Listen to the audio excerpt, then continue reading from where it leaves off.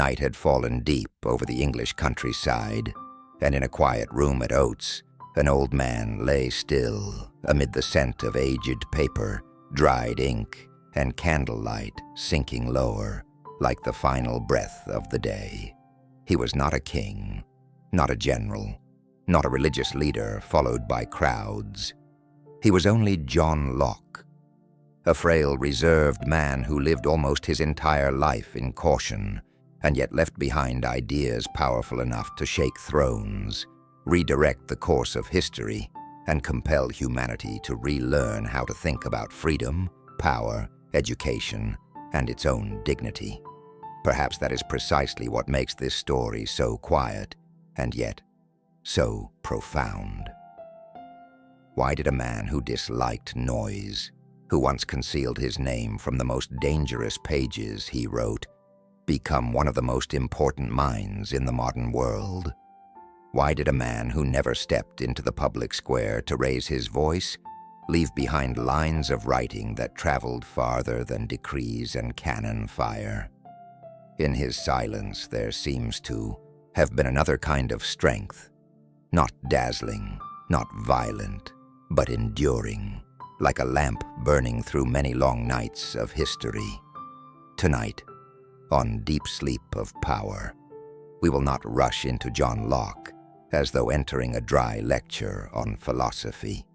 We will come to him a little more slowly, as one enters an old room where every object still holds the warmth of a life carefully lived. We will look at him not only as the father of liberalism, but as a man of flesh and blood, someone who grew up amid a fractured England, who witnessed power wearing a crown, yet no longer remaining untouchable, who learned to question the old shadows of authority, and who spent his entire life asking a question that seems so simple. What gives one human being the right to rule another? If you love historical stories told in a rhythm that is slow, deep, and gentle, like a current of remembrance before sleep, please offer Deep Sleep of Power your subscription and your gentle companionship. Every small act of support is a warm flame, helping the channel continue to tell great lives in a voice slow enough for the heart to rest, yet deep enough for the mind to carry something with it into the following morning. And now, let your breathing grow still.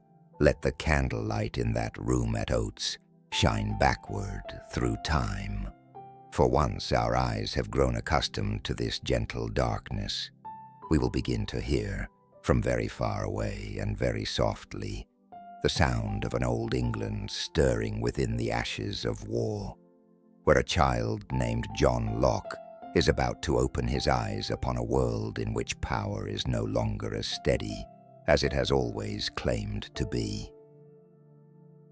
There are people who are born in an age of peace, who grow up amid the steady rhythms of harvests, rituals, and things that seem as though they will endure forever.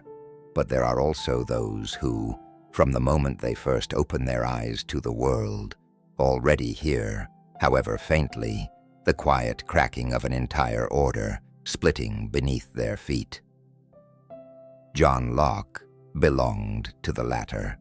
He was born in 1632 in Rington, Somerset, and grew up chiefly in the English countryside, an England which, on the surface, still wore the cloak of monarchy, of the church, of ritual, and of ancient symbols, yet within had already begun to stir with deep waves.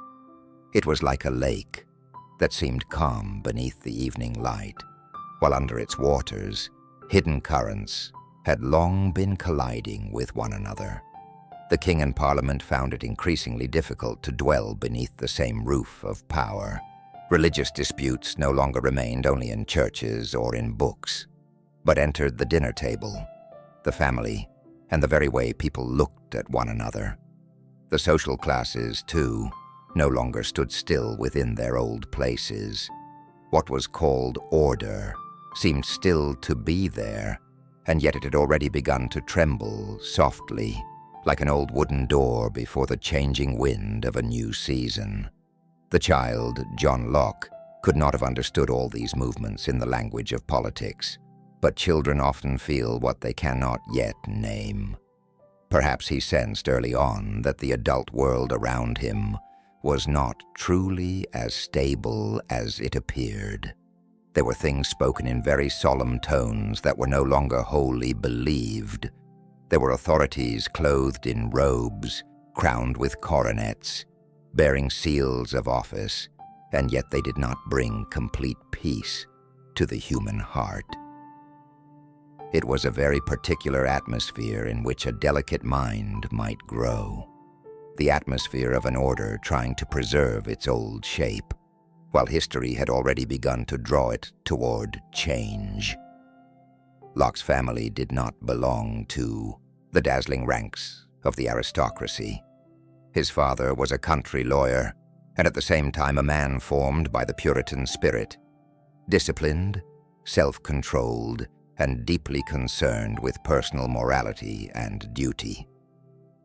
In such households, life was seldom luxurious, yet they possessed a kind of wealth that endured, the sense that a human being must live responsibly before his own conscience. There, discipline was not merely an outward rule, it was an inward rhythm. People worked hard, spoke with restraint, remained wary of excessive display, and held an almost sacred belief that a righteous life must be built from within, not merely adorned from without. From such an environment, Locke perhaps learned very early a lesson that would remain with him all his life, that a person's value does not necessarily lie in the noise he makes, but in the firmness of the core within him. Later, when he became a philosopher of freedom, reason, and education, he still retained that reserve, as though from childhood he had already understood that the things which endure most deeply are often those that do not speak loudly. Yet perhaps the greatest influence of all came from his father. Locke's father had served in the parliamentary army during the English Civil War. That detail alone is enough to cast a strange illumination over the boy's childhood, for it meant that within his own household, young John grew up close to a truth of immense consequence, that at times, loyalty to justice may place a person on the side opposite the throne. This was no small idea.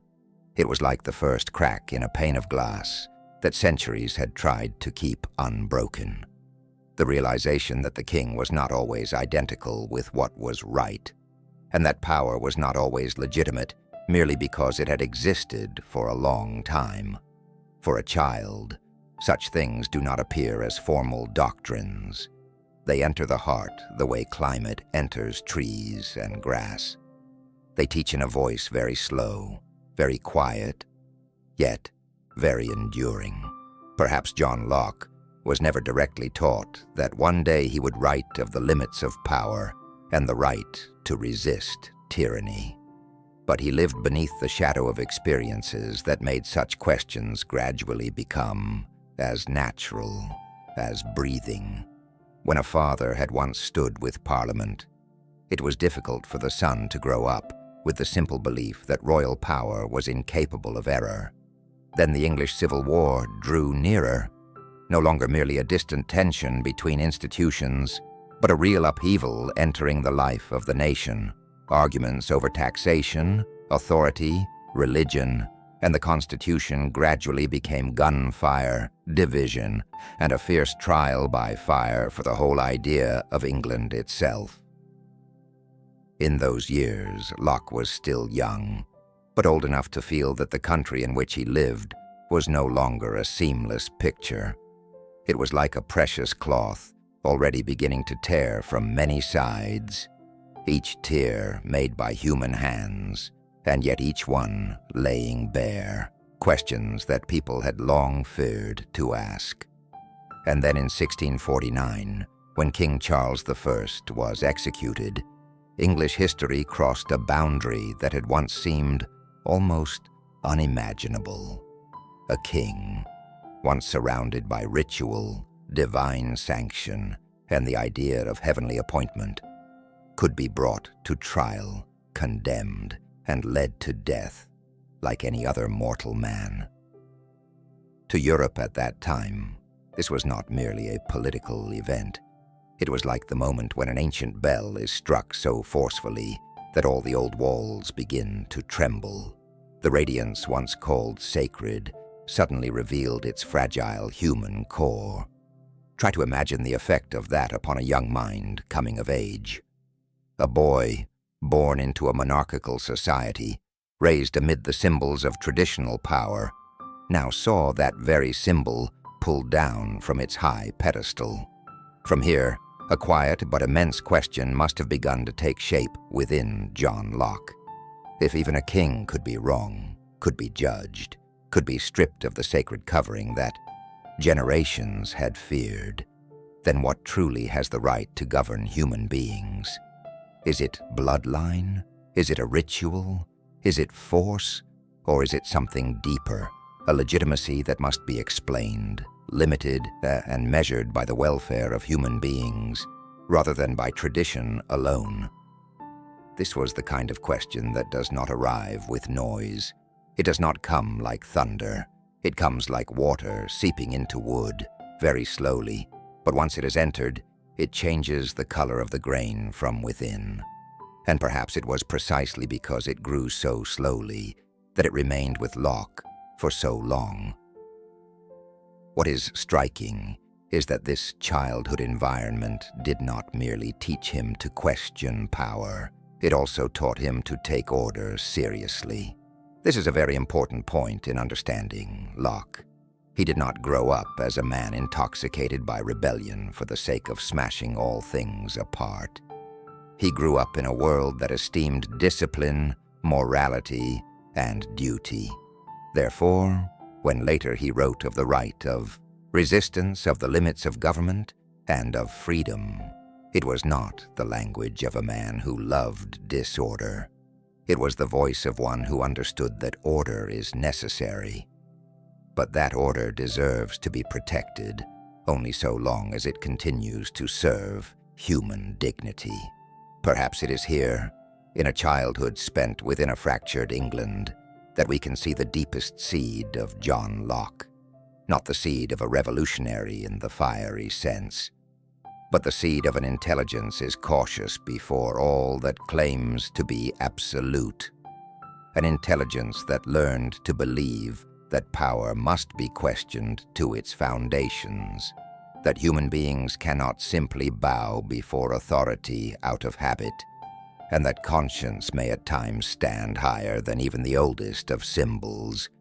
In many biographies, childhood is only a small courtyard the storyteller passes through quickly. But with Locke, childhood is the ground itself, and that ground was far from level. It trembled with war, religion, division, and great ideas, losing the certainty they once possessed.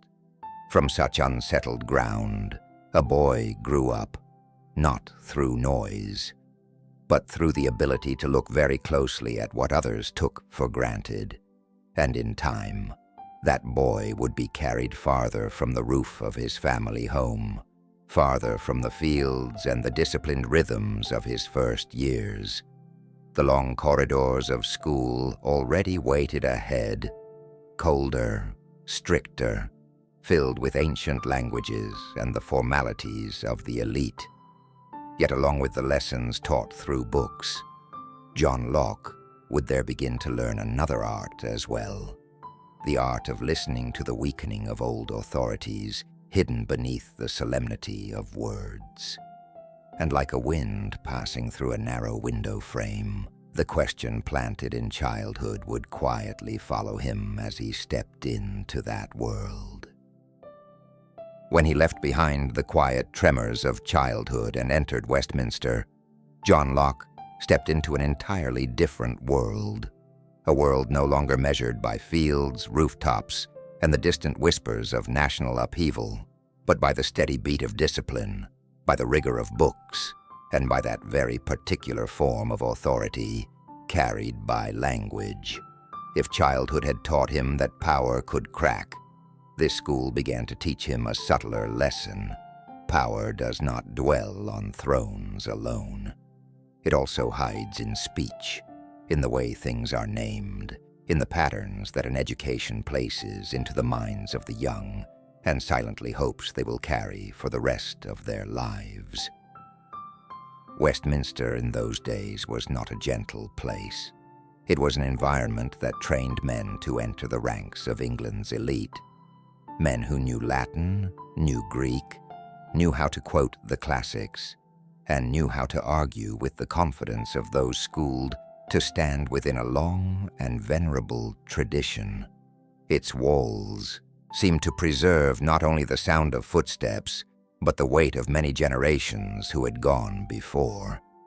In such an atmosphere, an intelligent boy might feel pride in having entered the center of learning.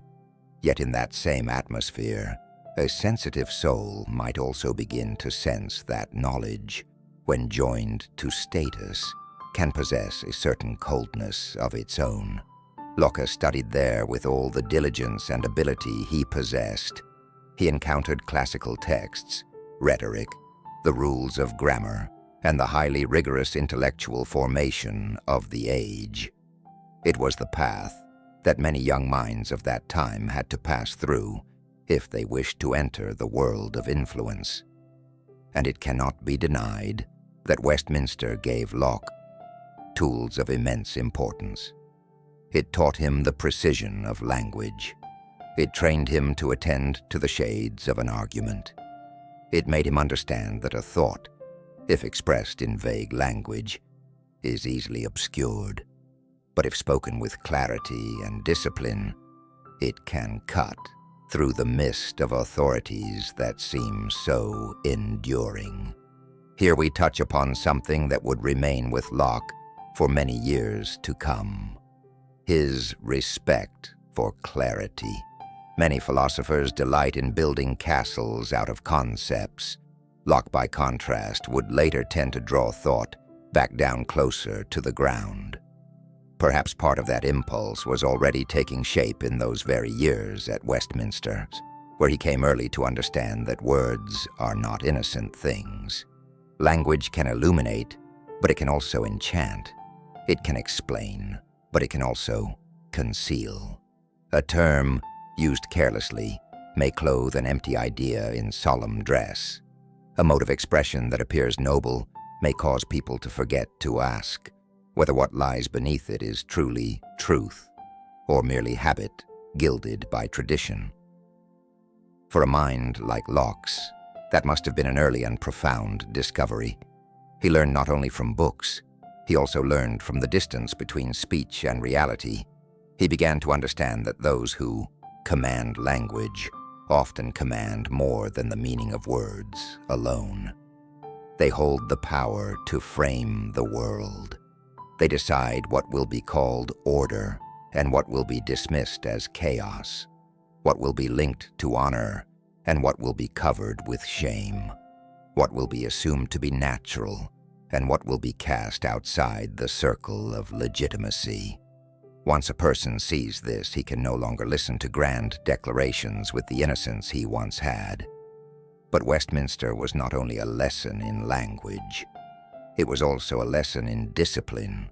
Every hour, every exercise, every rule, there seemed to be an intent on engraving one habit into the minds of the young. If you wish to rise, you must know how to submit to form. If you wish to be recognized, you must know how to walk the corridor already laid out for you. At a certain level, this was not entirely bad. Discipline keeps the mind from dissolving into arbitrariness. It creates inward resilience. It teaches a person to work when inspiration is absent, to guard himself against distraction, and to respect the labor that learning requires. Locke perhaps absorbed that value deeply. Later, when writing about education, he would by no means underestimate the importance of forming habits and self-mastery. In this regard, One may say that Westminster truly left its mark upon him. Yet one of the most interesting things about Locke is that he never seems to have allowed himself to become wholly identified with the environment that formed him. He passed through discipline without becoming its obedient shadow. He learned the language of the elite without becoming entirely enchanted by its elegance. He received a classical education, yet while many regarded it as a pinnacle beyond question, somewhere deep within him, there may already have arisen a quieter feeling that some things were being repeated too often, revered too easily, and protected too long merely because they had once been honored. We may imagine the young Locke in those corridors as someone who did not like to thrust himself into a crowd in order to seize the spotlight. He was not the kind of figure born to dominate a room by volume. He belonged to another type, one who steps slightly back, observes for a long while, notices how others speak, how they use grand words, how they drape certainty over things that may never have been properly tested. There are minds that like to win by speed. There are minds that like to win by display. Locke seems to have belonged to a rarer kind. He wanted to move more slowly in order to see more deeply. It is precisely this silence that forms the most important part of this period. It was not the silence of weakness. It was the silence of a mind in the act of gathering. While the world around him may have been full of recitation, debate, and the authority of classical quotation, within Locke, another movement was perhaps taking place. He was beginning to learn how to hear not only what people said, but also what they forgot. Not only what institutions wished to teach, but also what reality itself seemed quietly to be saying in reply. A mind like that often does not bloom noisily at a very young age. It is more like a seed lying fairly deep in the ground, silently drawing in water, waiting for the proper season to break open. Westminster may also have taught Locke a very subtle sense of intellectual solitude. In an environment where success was often tied to repeating correctly what was already esteemed, a person who begins to question those patterns must learn to live with a certain aloneness. Not aloneness because he has been cast out, but because the questions he carries within him are not yet the kind that can be spoken easily. When a young mind begins to see, behind the grandeur of tradition, the fragility of inherited habits of thought, it may not yet know where to go next. It knows only that it can no longer rest completely within ready-made answers. And here, a beautiful paradox gradually appears. That very strict environment, which seemed designed to preserve old authority, also helped to cultivate in Locke the ability to recognize the limits of that authority. That very place, filled with classical language, led him to cherish clarity and directness ever more deeply. That very place of rules and forms led him to understand that not everything handed down from long ago is therefore right forever. There are schools that teach people what to think, and there are also schools that, intentionally or not, teach independent minds a greater lesson still, that one must ask what human beings truly know, and by what means they know it.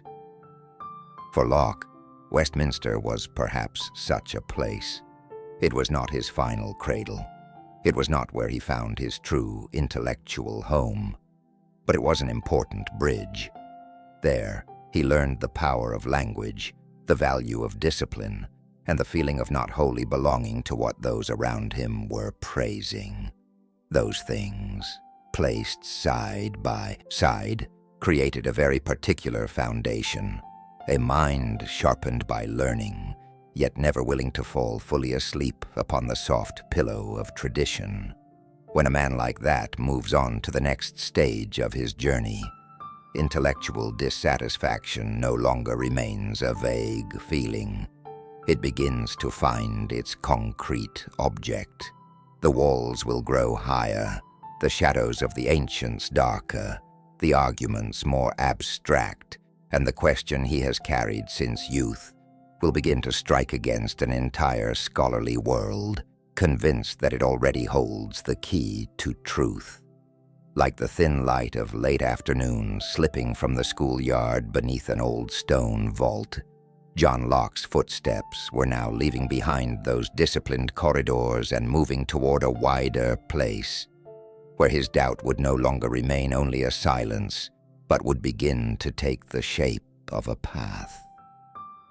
When John Locke entered Oxford, many around him must have regarded it as a destination worthy of pride, a gateway opening into the lofty world of learning, where knowledge was kept beneath ancient stone vaults, in libraries thick with the scent of leather, in lectures resounding between walls that had watched so many generations pass through. For an intelligent young man in 17th century England, Oxford was not merely a school.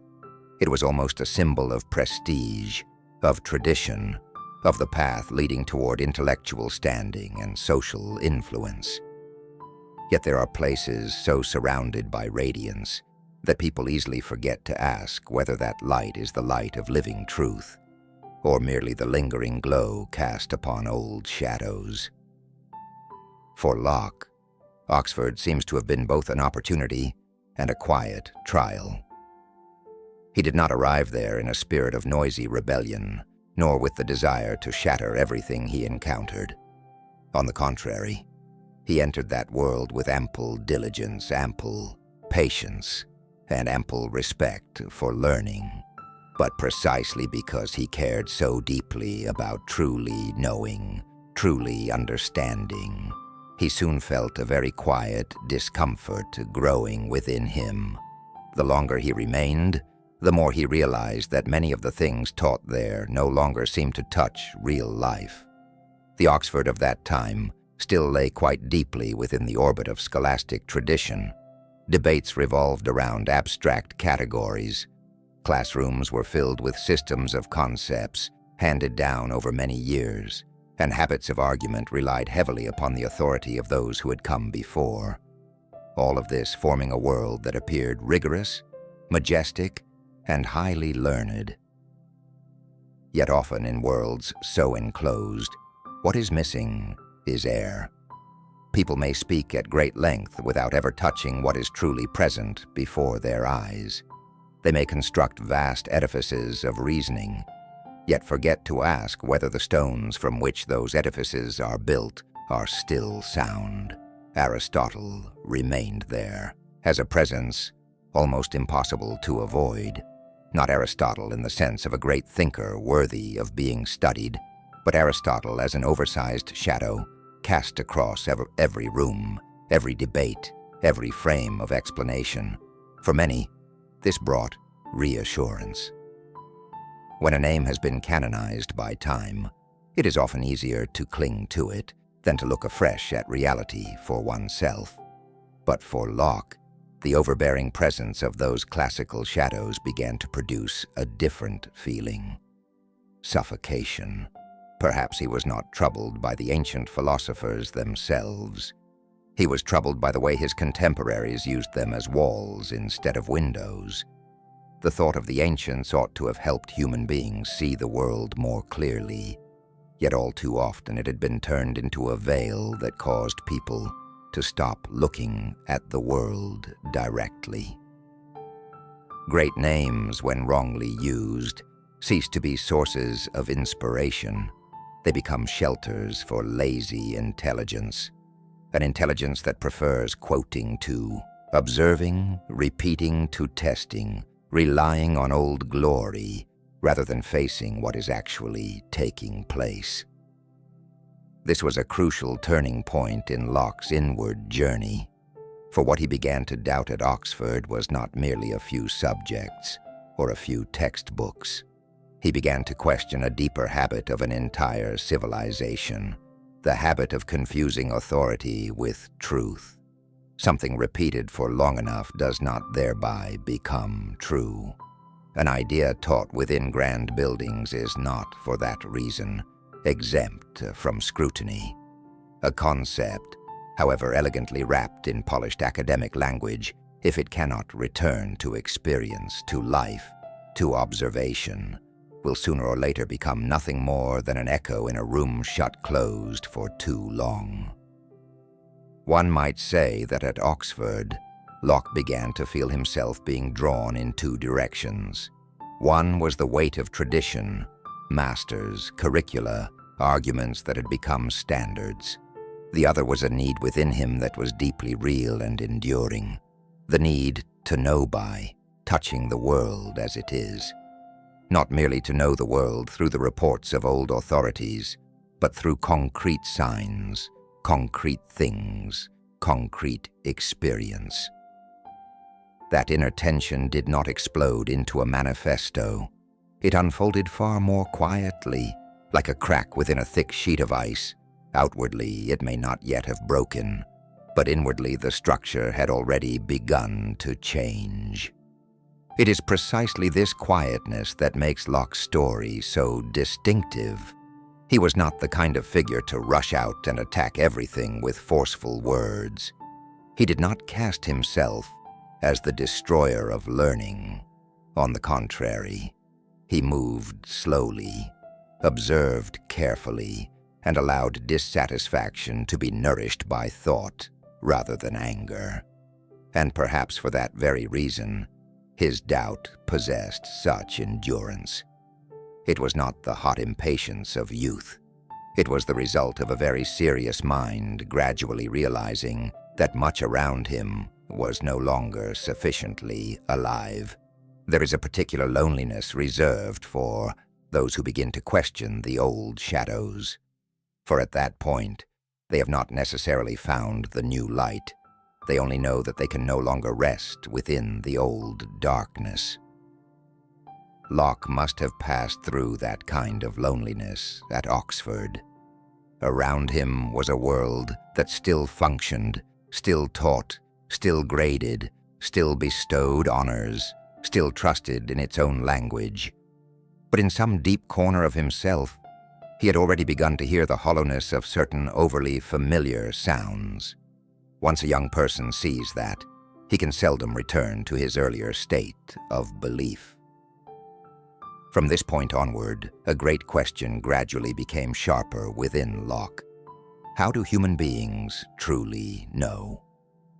The question may sound simple, yet it was enough to unsettle both the old philosophy and the systems of power built upon assumption. For if we cannot rely on authority alone in order to know, then neither can we rely on authority alone in order to govern.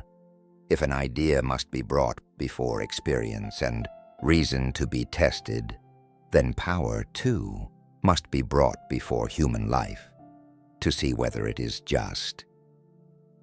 Here, the epistemological current and the political current in Locke were already quietly touching one another at a very early stage.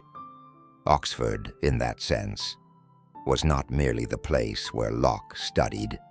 It was the place where he began to grow weary of the kind of intelligence that likes to hover above the earth without ever stepping down to touch real soil. He seems to have become increasingly wary of debates that were elegant in structure but poor in living substance. He began to distrust words that were too grand yet untethered from verifiable experience. And from that distrust, a new love slowly took shape. A love for the concrete, the observable, the testable, the revisable, for what can be learned from reality itself, and not merely from the echoes of the past. There is a quiet beauty in this period of Locke's life. It is the beauty of an intellect beginning to free itself from the hypnosis of old authority, not noisily, not proudly, not for display, only a very slow turning of the mind toward the real world. Like a man who has sat too long in a room filled with portraits of his ancestors, and who one day suddenly feels the desire to open the window and see how the wind is blowing outside, how the light is falling, and whether the real world still accords with what is being told inside the room. Later, when Locke became a man who laid the foundations for a new understanding of knowledge, education, and government, people may easily look at his works and forget the first footsteps of that transformation. But in truth, the seed was already there at Oxford. It was precisely that place, so full of authority, that taught him not to trust authority too readily. It was precisely that place, overflowing with tradition, that made him long for another way of knowing, one more humble, more empirical, closer to life. And it was precisely there, where he should by all appearances have been settled comfortably within the old frames, that Locke instead began to feel that genuine intelligence must perhaps know how to step beyond those frames in order to see for itself. And then, as so often happens in the lives of important men, the true door did not open in the middle of the great hall. It opened in the margins, in encounters that were not overly grand, in rooms with less ceremony but more air. Beyond the formal programs and the old echoes, another world was already waiting for Locke. The world of experiment, of observation, of people who did not begin by declaring themselves right, but by asking what reality was saying. And like a thin wind slipping into a room long kept shut, that world was about to help his mind breathe in an entirely new rhythm. There are great lessons in life that do not come from the official lectern, do not wear academic robes, and do not arrive with the sound of an opening bell. They come more quietly, like wind passing through a narrow crack in the door, like a thin strand of light slipping across the edge of a table, like a conversation at the margins that is nevertheless enough to alter the direction of an entire life. For John Locke, one of those turnings began when he gradually moved away from the suffocating weight of scholastic disputes and entered a school without walls, a place where knowledge no longer stood upon a high platform issuing commands to reality, but bent down to listen to reality with the eyes, with the hands, with patience and humility. At Oxford, while the official curriculum still lay under the shadow of old authorities, in spaces with less ceremony, a new spirit was quietly growing. It was the spirit of experimental science, no longer asking only what the ancients had said. The men of this new world began to ask, how do things truly work? No longer building arguments solely from inherited concepts. They wanted to measure, to observe, to test, to err, and then to correct themselves. They did not regard self-correction as humiliation. On the contrary, they understood it to be the finest quality of genuine intelligence. For a mind like Locke's, this must have felt like a profound liberation. After those rooms filled with the echoes of authority, he encountered a different atmosphere, lighter, truer, more alive. There, truth did not arrive with the majesty of command. It came as the result of steady labor, of patience, of looking again and again at a phenomenon until what one wished to be true gave way to what was actually there. This was not merely a change in method. It was a change in the moral character of the intellect. In that world, Robert Boyle was a major influence. Boyle was not only one of the outstanding scientists of the age, he also embodied a spirit that Locke could easily feel close to. The spirit that does not rush to conclusions, does not sanctify hypotheses, and does not place personal pride above evidence. In the company of such men, Locke must have learned something that seems simple, yet is powerful enough to unsettle both philosophy and politics. One ought not begin with what one wants to be true. One must begin with what one can test. At first hearing, This may sound like nothing more than a principle of the laboratory, but in truth, it is a principle of an entire mature civilization. For so many disasters in history have begun not with a lack of intelligence, but with excessive confidence in things never properly examined. How much power has become dangerous simply because people have grown used to regarding it as self-evident?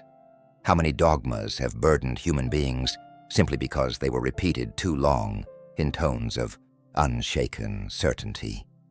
Experimental science, by contrast, teaches the opposite. Slow down. Look. Try. Doubt even yourself. Give the world a chance to correct what your mind has too quickly constructed. This was a lesson deeply suited to Locke. He was never the sort of man who liked to proclaim truth at the top of his voice.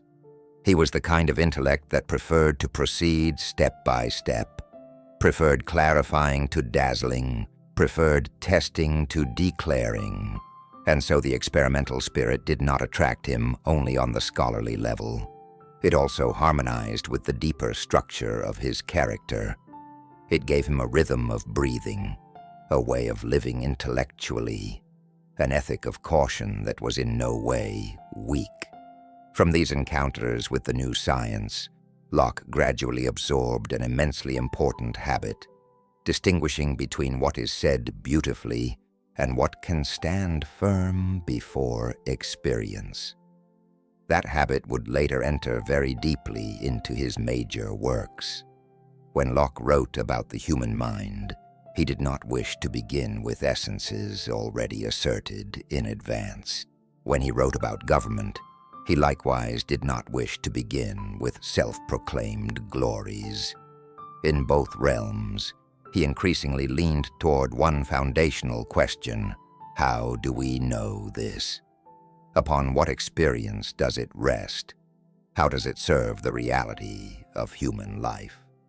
Perhaps this is one of the most beautiful things about Locke. He did not study science in order to become a cold technician. From science, he learned a deeper virtue, the virtue of humility before reality. An experiment succeeds not because the one conducting it possesses a large ego, but because he is patient enough to listen to what does not depend upon his own wishes. In that sense, genuine science is a school of self-restraint.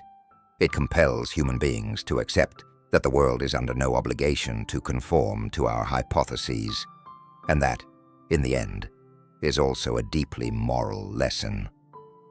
Locke seems to have understood this very deeply. He began to see that genuine knowledge is not an act of imposition. It is an encounter between the mind and the world, between the question and the evidence, between the power of reasoning and the very real stubbornness of reality. A mature intellect is not an intellect that knows how many lofty names to invoke, but one that knows when it does not yet know, knows how to stop before what lacks sufficient grounds, knows how to revise its inner map when the real terrain does not match what it had once imagined. Within that atmosphere, Locke was also gradually healed of an affliction from which many learned cultures suffer, the affliction of preferring to hear themselves rather than the world. When scholarship revolves only around quotation, people easily forget that every concept, if it does not return to experience, will sooner or later become dry and rigid. But experimental science drew him back toward what was alive, not life as a vague symbol, but as a web of phenomena, objects, movements, reactions, causes, and effects. The world suddenly appeared no longer as a stage for the authority of old concepts, but as an open field in which human beings must learn how to look little by little. And from here, we also begin to see the beautiful connection between science and politics in Locke. At first glance, they seem like distant fields. On one side are experiments, air pressure, and the motions of matter. On the other hand are law, power, the right to live, and freedom. But for Locke, there was a shared bridge between them. Both must be measured by human reality, not by self-declared sacredness. If in science one may not call something true simply because it has long been revered, then in politics one may not call a power legitimate simply because it happens to sit in a high place. One may say that the spirit of evidence planted in Locke, a seed that would grow into an entire world of thought. It taught him that every claim worthy of respect must come with the possibility of explanation and verification. It drew him toward the concrete rather than the mystical. It gave him confidence that the human mind, if it knows how to observe and correct itself, can gradually move closer to truth without having to kneel before every ancient authority. It was a very gentle faith, yet a very strong one. Not fanatical, not ostentatious, only enduring, like a lamp bright enough to help us continue walking through the night. The strange thing is that science, which seems so cold, actually helped Locke become warmer in the way he understood human beings. For when one learns not to impose upon nature the things one wishes to find there, one also becomes more capable of learning not to impose too easily upon human beings the ready-made prejudices one carries. When one grows accustomed to testing evidence, one becomes less easily enchanted by slogans. When one learns that truth requires patience, one becomes less hasty in judgment. In that sense, science did not dry out Locke's soul. It made him riper, slower, truer. Of course, this was not yet the end of the journey. A mind trained in the experimental spirit will soon be drawn toward a place where experience no longer lies upon the laboratory table, but within the living body of the human being itself.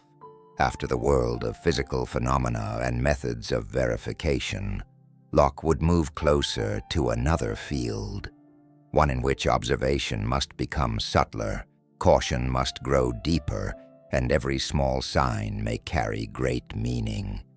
It was as though, after learning how to listen to the world through instruments and experiments, he was about to learn another art as well, how to listen to life through pulse, pain, breath, and the fragility of the human body. There are paths in life that at first glance seem merely to be a professional turn, yet in truth, they are a quiet bridge carrying a person toward an entirely new way of seeing the world. For John Locke, medicine was such a path. If experimental science had taught him to bow before evidence, medicine taught him something even closer, warmer, and also more exacting. If one wishes to understand life, one must first learn how to listen to the small signs that the body sends forth in silence. In the years when he devoted himself to the study of medicine and the observation of illness, Locke was not only moving closer to a useful profession, he was moving closer to human reality itself.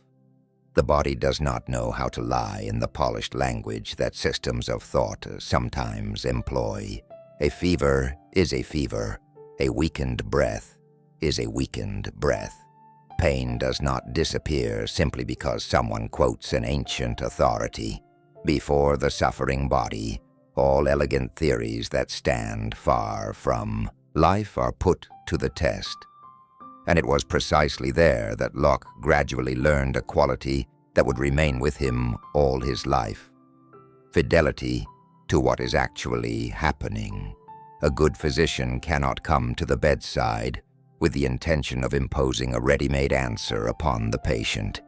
He must observe the color of the face, listen to the voice, notice each small change in the skin, the eyes, the breath, and weigh the surface symptoms against deeper causes, which is to say that medicine, before all else, is the art of reading signs, without haste, without self-satisfaction, without allowing pride to step in ahead of the data of life. Locke must have absorbed this not merely as a professional skill, but as a discipline of the mind. It taught him that truth often does not lie in what is declared most loudly, but in what is observed most carefully. And from here, a very beautiful movement began to unfold in his intellectual life. From learning how to read the body, Locke gradually learned how to read society. For between a body and a community, though they differ in scale, there is a very deep common point. Both can be healthy or unwell. Both send out signals.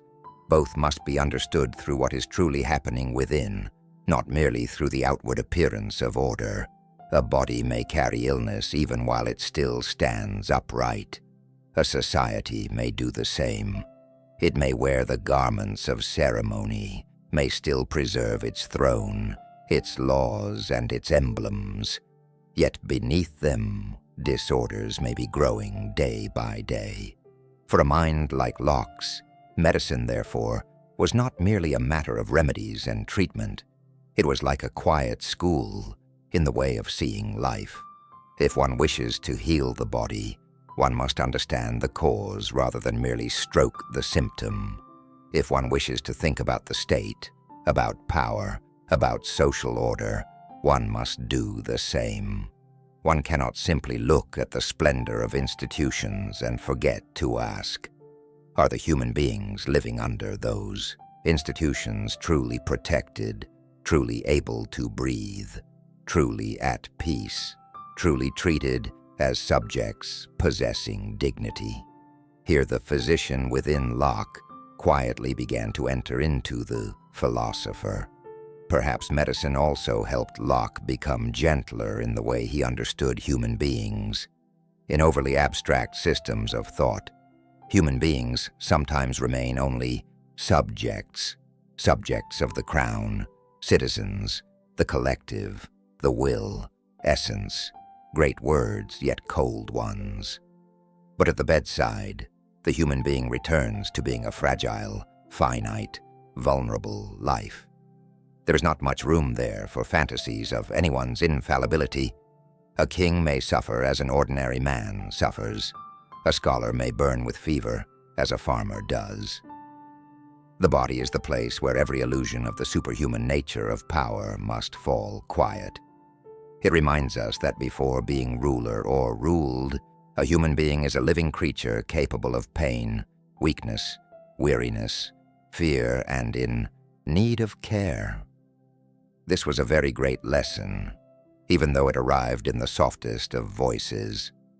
Perhaps it was precisely because he had passed through medicine that Locke found it harder and harder to accept political ideas too indifferent to real life. He seems no longer to have had much interest in forms of thinking that loved the elegance of structure, while forgetting the consequences those structures imposed upon human lives. A government, in the end, cannot be judged only by its ceremonies or by the self-proclaimed source of its authority. It must also be judged in the way a physician judges a method of treatment.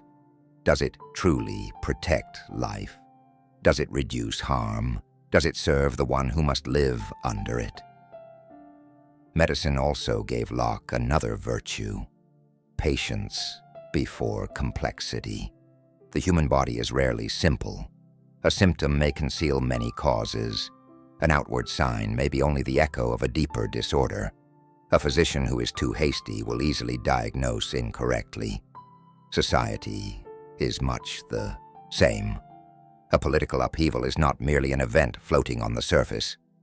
It is often the result of many currents beneath. Fear, injustice, interest, injury, eroded trust, and abused power, precisely because he learned not to be hasty before the body. Locke also gradually learned not to oversimplify political life. There is a quiet beauty in a philosopher passing through medicine, for it draws thought closer to life. It reminds us that if intelligence wishes to become worthy, it should not know only how to build towers of theory. It must also learn to look at wounds, learn to hear a cough, learn to understand fatigue, and learn to respect the very real limits of the human condition. And with Locke, this contact seems not to have drawn him away from philosophy. On the contrary, it made his philosophy less arrogant, less enamored of the perfection of closed systems, less trusting of answers that arrive too quickly, more marked by rhythms of observation, of weighing, of caution before what lacks sufficient evidence. This also helps us understand why Locke's later thought so often carries a tone very different from that of many philosophers who love constructing vast systems.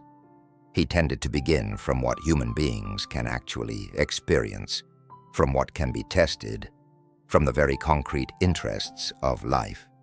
He did not regard society as a stage for the glory of power.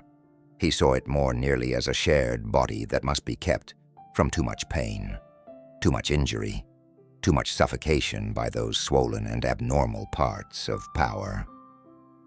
Seen in this light, one can discern a striking consistency in Locke. From the moment he grew weary of Oxford's old shadows, to the moment he found fresh air in experimental science, and then entered medicine, he was learning the same lesson in different forms. Do not begin with authority. Begin with reality. Do not love a system so much that you no longer see what it does to real human beings.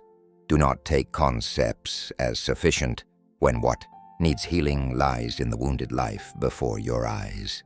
Medicine must also have deepened Locke's sense of the limits of human knowledge. A good doctor knows that he may observe a great deal and still not control everything. There is always a part of life that remains elusive, always demanding humility. This matters greatly. It prevents the intellect from falling into the illusion that possessing a theory means one can impose the whole world upon a neat scheme. For Locke, this was perhaps a lesson with a cleansing power. It kept him away from the temptation of omniscience. It gave his later manner of thinking a quality at once firm and cautious, like that of a man who never forgets that human beings approach truth only little by little and pay a high price whenever they forget their own finitude. But medicine did not only bring Locke closer to sickness, it also brought him closer to the people who stood at the center of social and political life. For where there is health, illness, and treatment, there is also power, money, networks of influence, and doors that a mere scholar might never have been able to enter. Locke's medical knowledge, together with the trust he gradually earned, slowly opened for him a new space, one in which illness was no longer only the illness of an individual body, but seemed almost to be the sign of greater fevers moving through the body of England itself. And then the time would come when one treatment would not merely save a life, but alter the course of his own. From the edge of the sickbed, from the art of listening to the body and reading the signs of life, John Locke would be drawn nearer to another world, the world of court, of parliament, of money, commerce, intrigue, religion, and the fierce, hot, and cold spells of power struggling to define England's future. Like a man who had just learned how to take the pulse of the body, he was now about to enter a place that required even sharper eyes to take the pulse of an entire age. There are encounters in history that at first seem no more than a chance meeting between two human beings, but later reveal themselves as a quiet hinge upon which an entire age turns. For John Locke, his meeting with Lord Ashley, the man who would later become the Earl of Shaftesbury, was precisely such a hinge. If before this he had learned to observe the world through the eyes of a scholar, a lover of evidence, a man cautious before the shadows of authority, then from this point onward he began to be drawn into a place where power no longer appeared merely as a concept. It had a voice a rhythm of breathing, its fevers, its suffocating intervals, its calculations, its very real dangers. And from that moment, John Locke no longer stood only at the edge of history, thinking about it. He began to live close to the fire. We may imagine that the turning point begins not with a great speech, but with something very concrete and deeply human: medicine. Locke, with his knowledge and reliability, took part in caring for Ashley's health during a grave illness. It was a moment when expertise met destiny.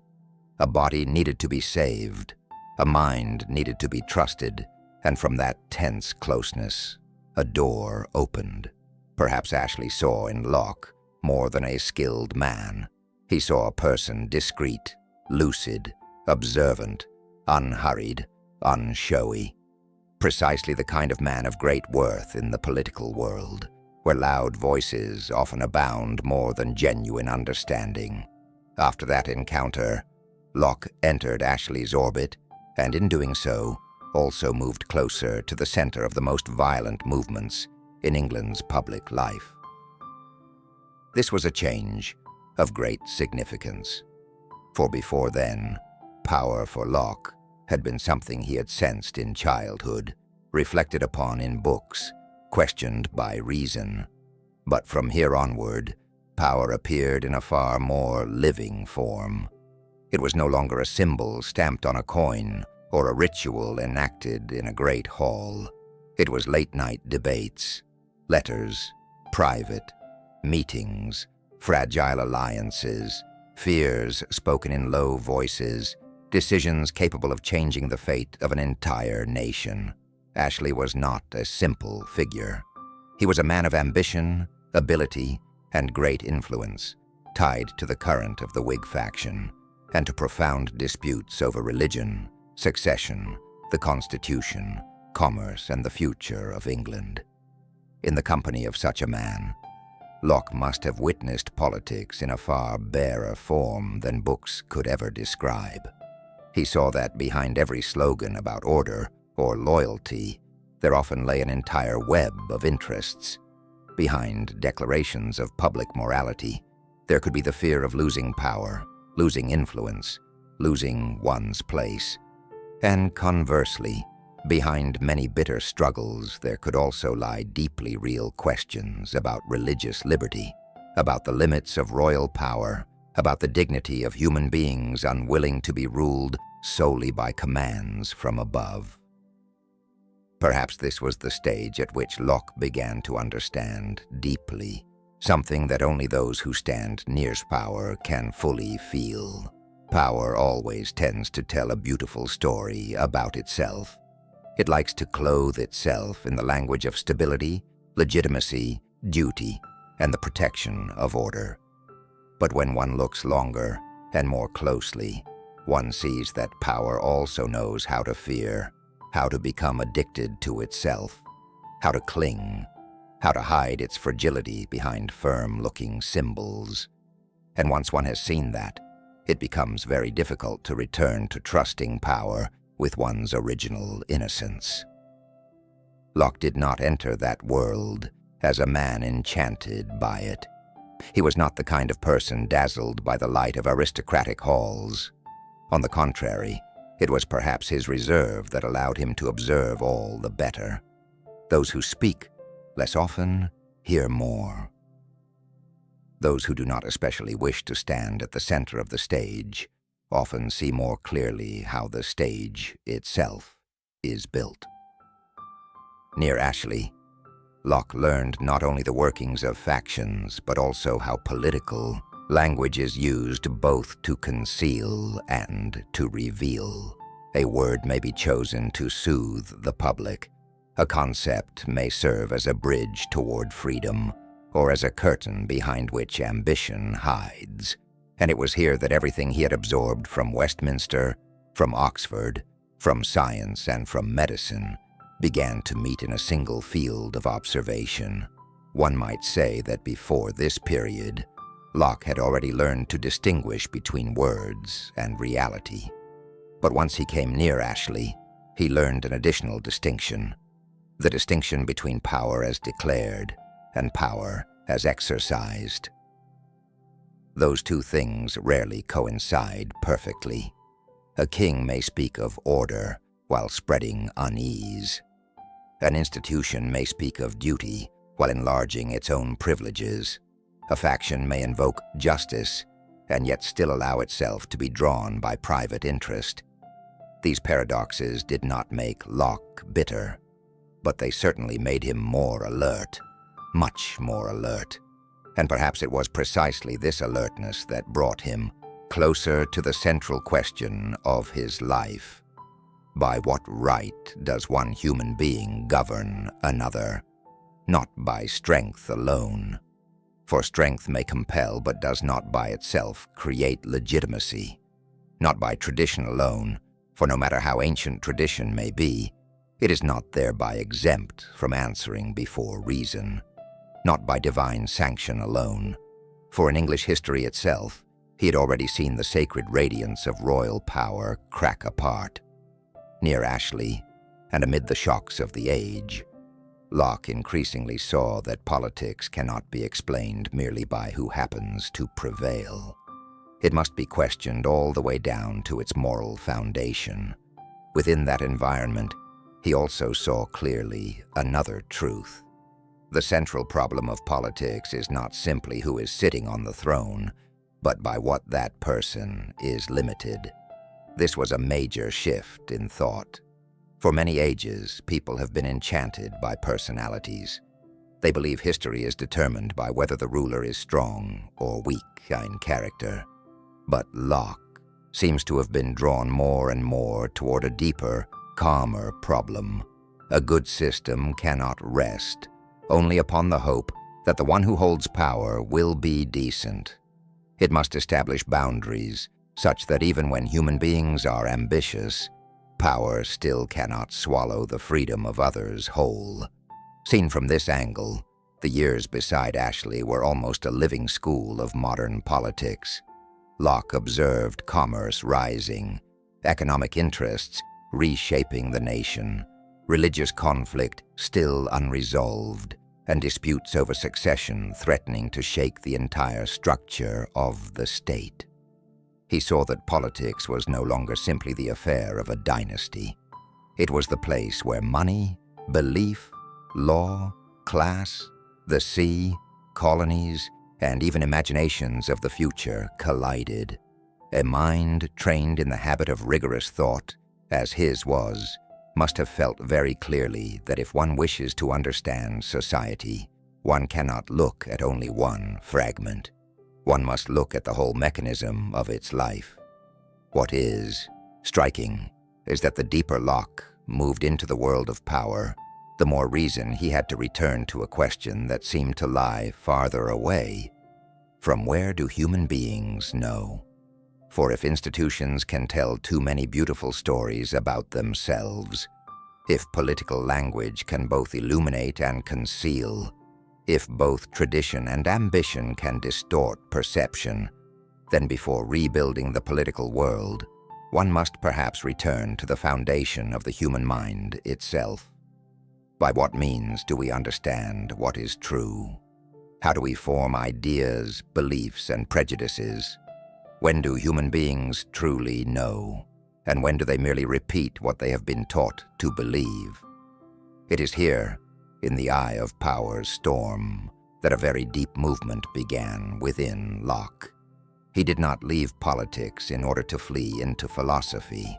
He returned to philosophy in order to seek firmer ground for politics itself.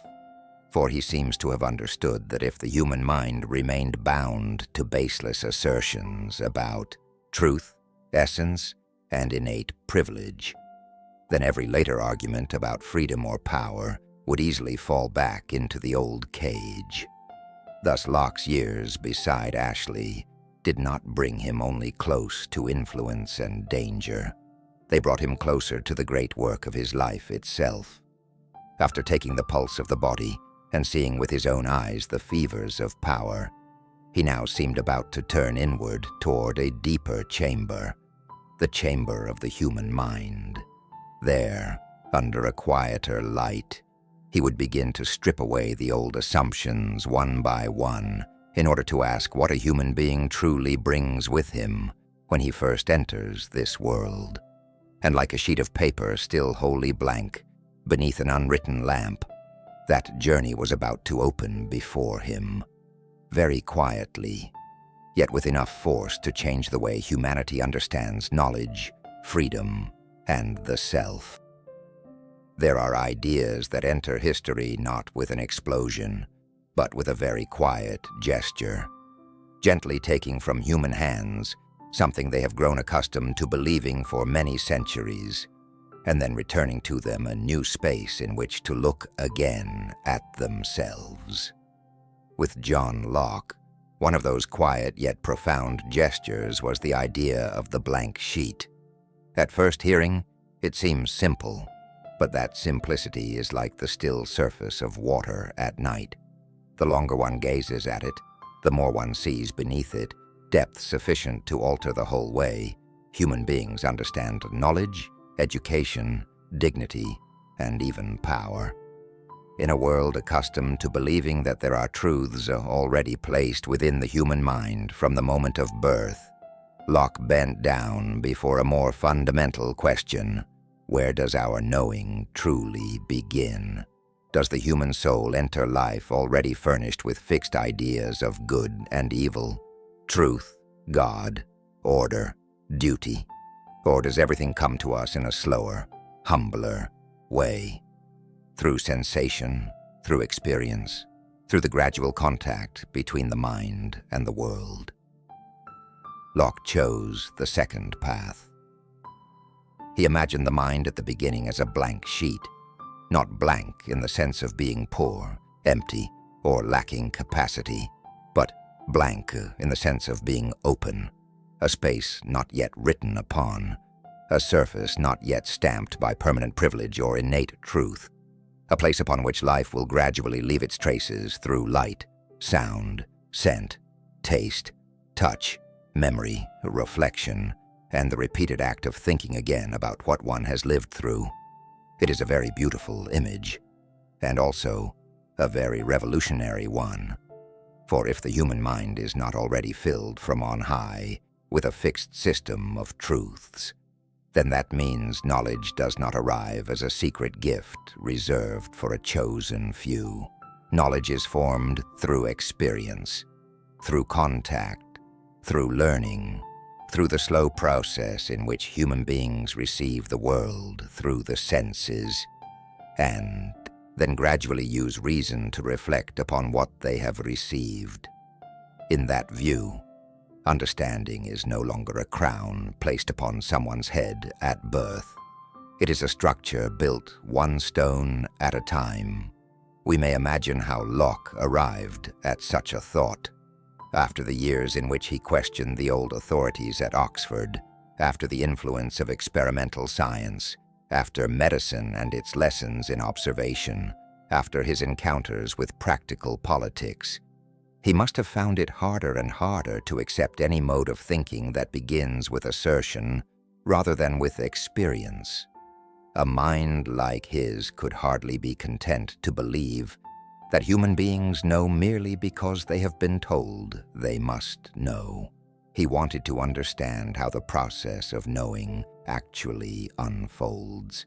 And when he looked long enough, perhaps he saw that every door of understanding opens very low to the ground, very near the earth. The eye sees, the ear hears, the skin touches, the tongue tastes, the nose smells. The Atto world enters the human being through such small pathways. But Locke did not stop at sensation alone. He understood that if there were only sensation, a human being would be like a mirror reflecting, but not yet becoming thought.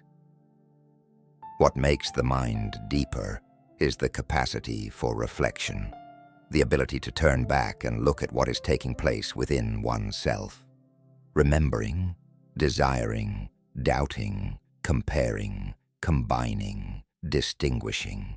In this way, experience is not only something that enters us, It is also something we think back upon, and it is precisely from the meeting of sensation and reflection that the world of human ideas gradually grows. There is a strangely gentle quality in this thought. It does not force the mind to carry within it a rigid mold from the very beginning. It allows the human being to become a learner. No one enters life with the whole truth already in hand. No one possesses from the outset a complete vision of the world. All begins from contact that is awkward, slow, finite. That may sound very ordinary, yet within it lies a quiet democracy of understanding. If all people learn through experience, then no one can simply claim the right to stand above others by default, merely because he was born into a certain bloodline, a certain class, or a radiance said to be more sacred than theirs. Thus the blank sheet was not merely an epistemological argument. It was a stroke aimed at the root of many political and social illusions. If there are no innate ideas guaranteeing privilege, then the notion that some human beings are born naturally to rule, while others are born to obey, begins to tremble. If no one is stamped with absolute truth from the beginning, then power can no longer so easily rely upon an assumed essence in order to sanctify itself. Any order that wishes to be respected must explain its legitimacy through reason and through the real benefit of human beings, rather than hiding inside myths of divine nature or inherited origin. This is what made Locke's thought at once gentle and dangerous to the old structures. Gentle, because he did not call for the destruction of everything in anger. He merely asked, very slowly, very carefully, very calmly, where do we truly know this from? But that calmness was precisely what made it dangerous to every system that lived by things it did not wish to have questioned all the way through. For once human beings become accustomed to returning to experience, many authorities begin to lose the mist that once shielded them. We should also notice that the idea of the blank sheet carries within it a very great hope for education. If the mind is not permanently locked into a fixed frame from birth, then human beings may be nurtured, expanded, trained, and changed, not by forcibly bending the soul, but by cultivation. A blank field is not a meaningless field. It is a place where seeds may grow. In that sense, Locke unwittingly gave later generations a very modern vision. The human being is not a closed fate, but he is a possibility for audiences today, especially in the year 2026, full of labels, prejudices, and data. This rings out even more like a reminder, both gentle and profound. In an age when people can be fixed too quickly by a few status lines, a few old mistakes, a few fragments of information torn from context, Locke seems to whisper to us that human beings are more than what is attached to them. They learn, they change, they mature. A decent society does not only judge, it must also leave room for that process. Of course, Locke's thought was not without its limits. Later, many would debate whether the blank sheet oversimplified the innate elements within the human being. Today, we know that biology, temperament, neural structure, and heredity also play their parts. But what keeps Locke alive today is not that he was correct in every detail by the standards of modern science. What keeps him alive is the direction in which he turned. He drew the human mind away from dogmas of fixed essence and returned it to the process of living, learning, and forming itself. At a deeper level, this was also an act of restoring dignity. In saying that human beings learn through experience, Locke was also saying that each person's life has value in shaping who that person becomes. What we see, endure, love, lose, touch, and reflect upon, all of it helps to write us. We are not merely the product of words already written somewhere beyond our reach. We are formed by the journey through this world. There is something deeply consoling in that, especially for those who have lived through many years and know that a human being does not mature in a single flash, but through countless quiet layers of experience laid one upon another, like the rings of a tree. For Locke, the path of thought could not stop with the individual mind. Once he had imagined human beings as creatures who learn through experience and reason, he would soon turn to another question, larger, calmer, yet broad enough to open up his entire political horizon. Before government, before written law, before the walls of the state, in what condition were human beings? How did they live? What rights did they carry? What did they owe one another simply by virtue of being human? It was as though, from the blank sheet upon the writing table, his gaze began to lift outward through the window, where there was no longer only the room of the mind, but the wide field of shared life.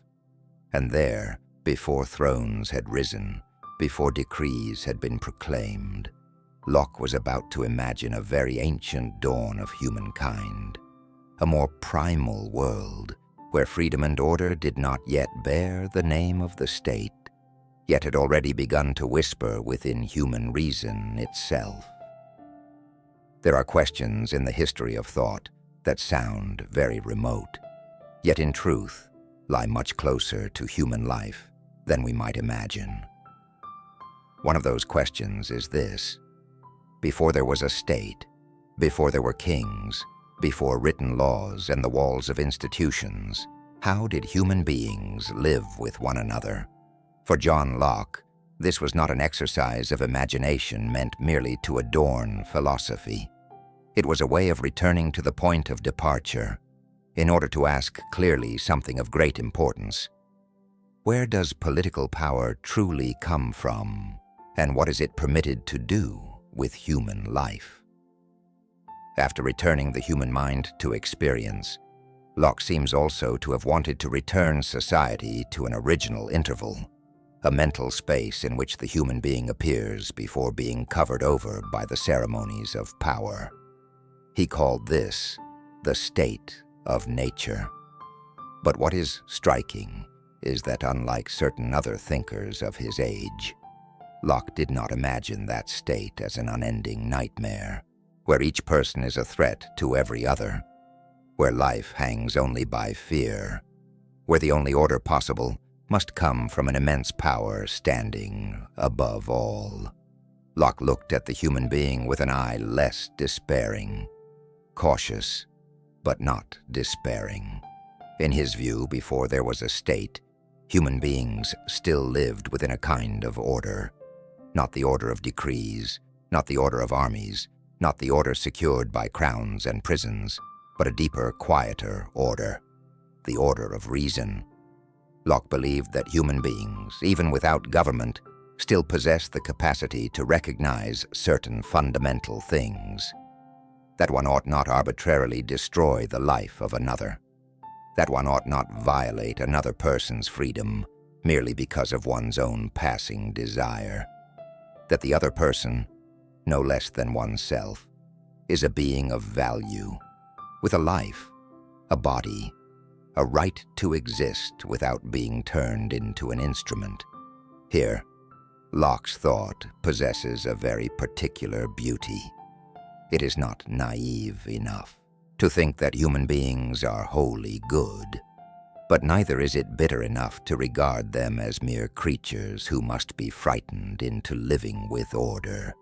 He believed that there is some light within human reason, not a perfect or blazing light, but enough for people to recognize that freedom cannot mean permission to do whatever one wishes to others. This is the crucial point. For Locke, freedom is not license. Freedom is not the right to live like a lawless wind, sweeping away whatever it pleases. Freedom is to exist as a rational human being, not placed under the arbitrary will of another. Freedom in that sense always comes with moral limits. It does not deny other people. It merely refuses to let oneself be reduced to property, a tool, or an object lying beneath someone else's hand.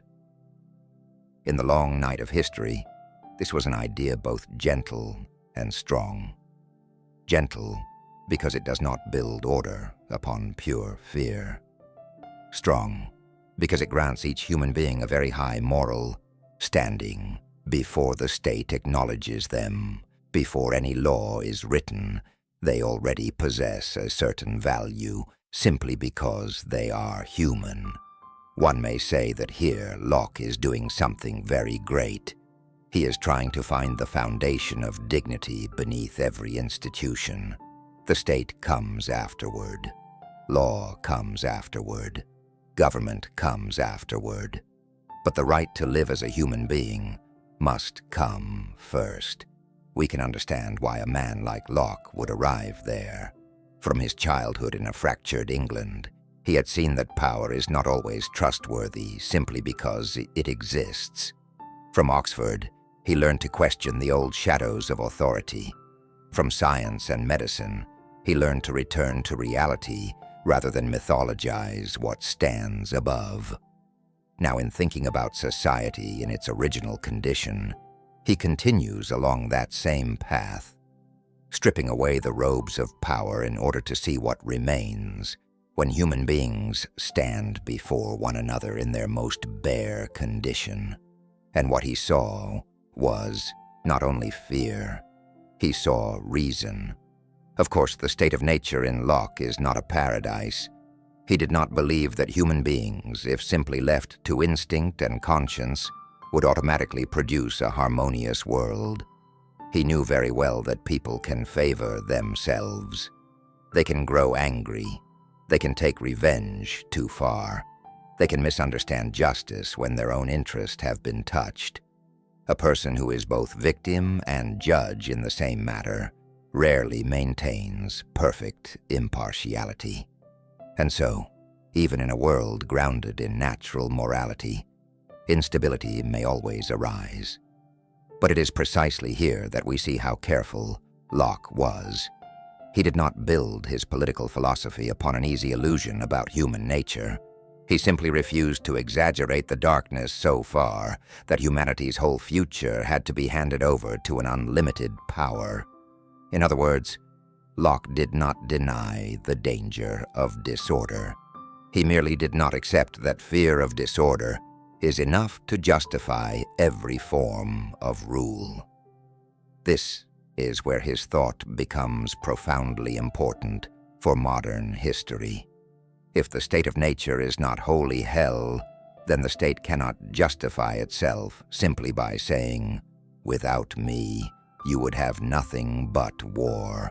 If human beings already carry within themselves some share of reason and certain basic rights prior to government, then the state is not the creator of their entire value. It does not bestow dignity from above. It only appears later for one reason alone: to protect more securely what human beings already possess. In this sense, Locke's state of nature is not merely a hypothesis. It is a moral mirror placed before every government. It reminds power not to forget its own point of departure. Before there were thrones, there were human beings.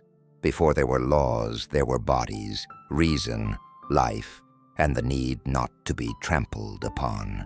Any institution that wishes to endure in legitimacy must remember this. It is not the original master of human life. It is a custodian, a structure erected afterward for a limited purpose. What makes Locke's idea so gentle and yet so profound is that he does not need to shout in order to defend freedom.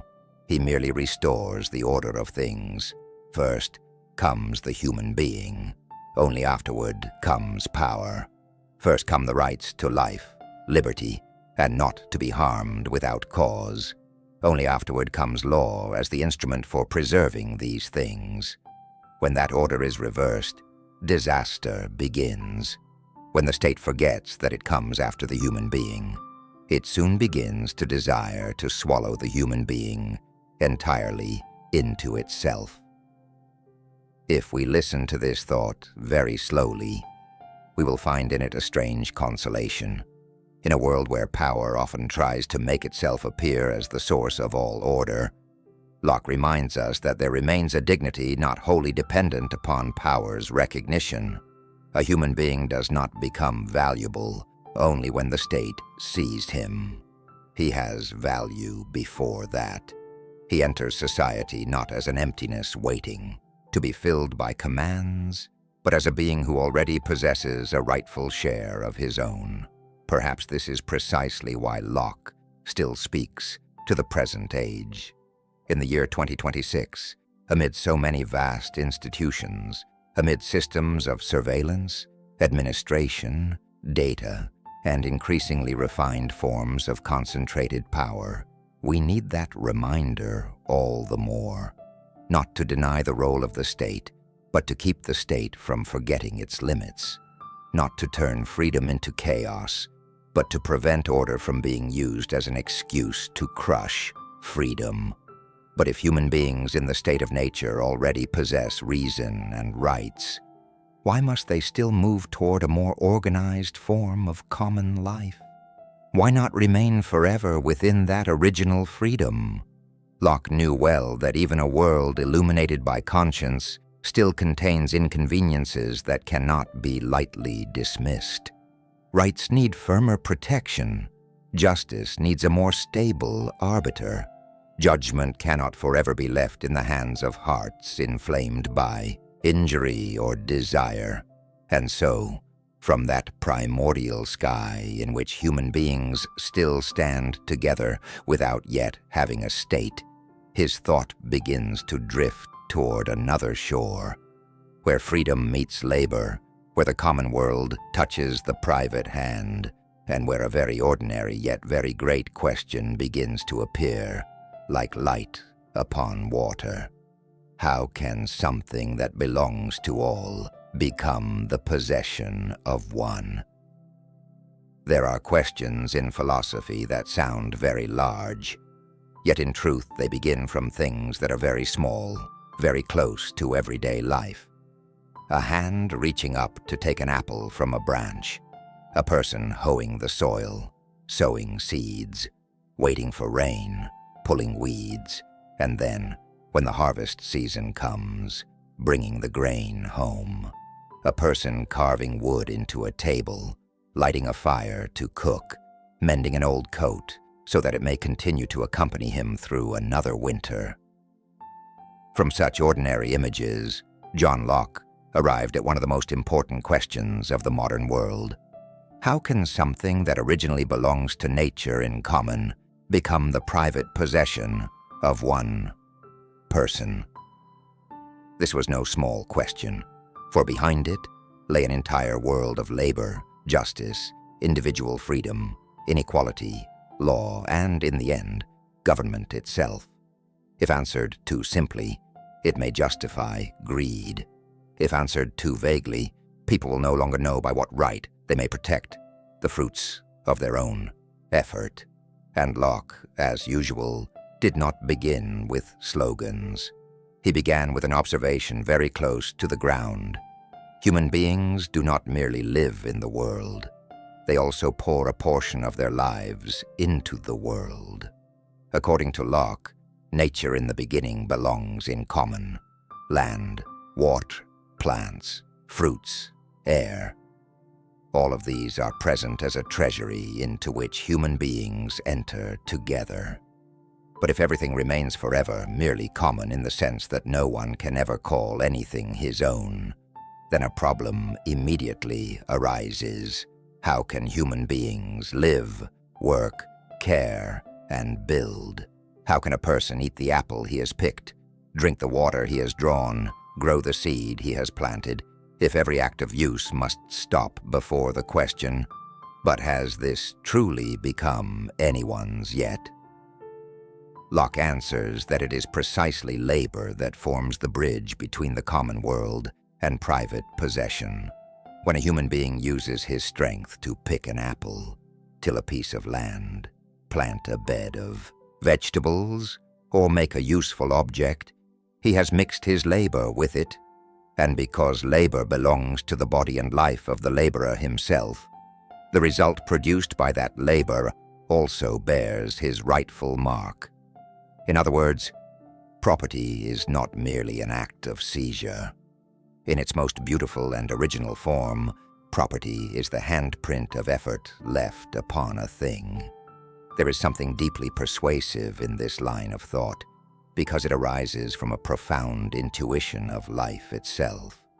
We feel that something is ours, not only when we hold it, but when we have given to it our time, our strength, our sweat, our patience, and a portion of our finite life. A garden tended through many seasons is no longer merely land. A handwritten book is no longer merely paper. A roof that has been repaired by hand after the rain is no longer merely wood and tile. Labor binds the world to the human being by a thread deeper than mere possession. It turns nature into a place bearing the trace of effort, hope, and dignity. It is here that Locke lays one of the foundation stones of the modern understanding of individual rights. He sees that if the fruits of labor are not protected, then human beings can scarcely live as free agents. A person cannot be self-governing if all his efforts may be taken away with ease. Without any sphere that may be called one's own, the human being is always pushed back toward dependence. Thus, in Locke's thought, property is not merely a matter of goods.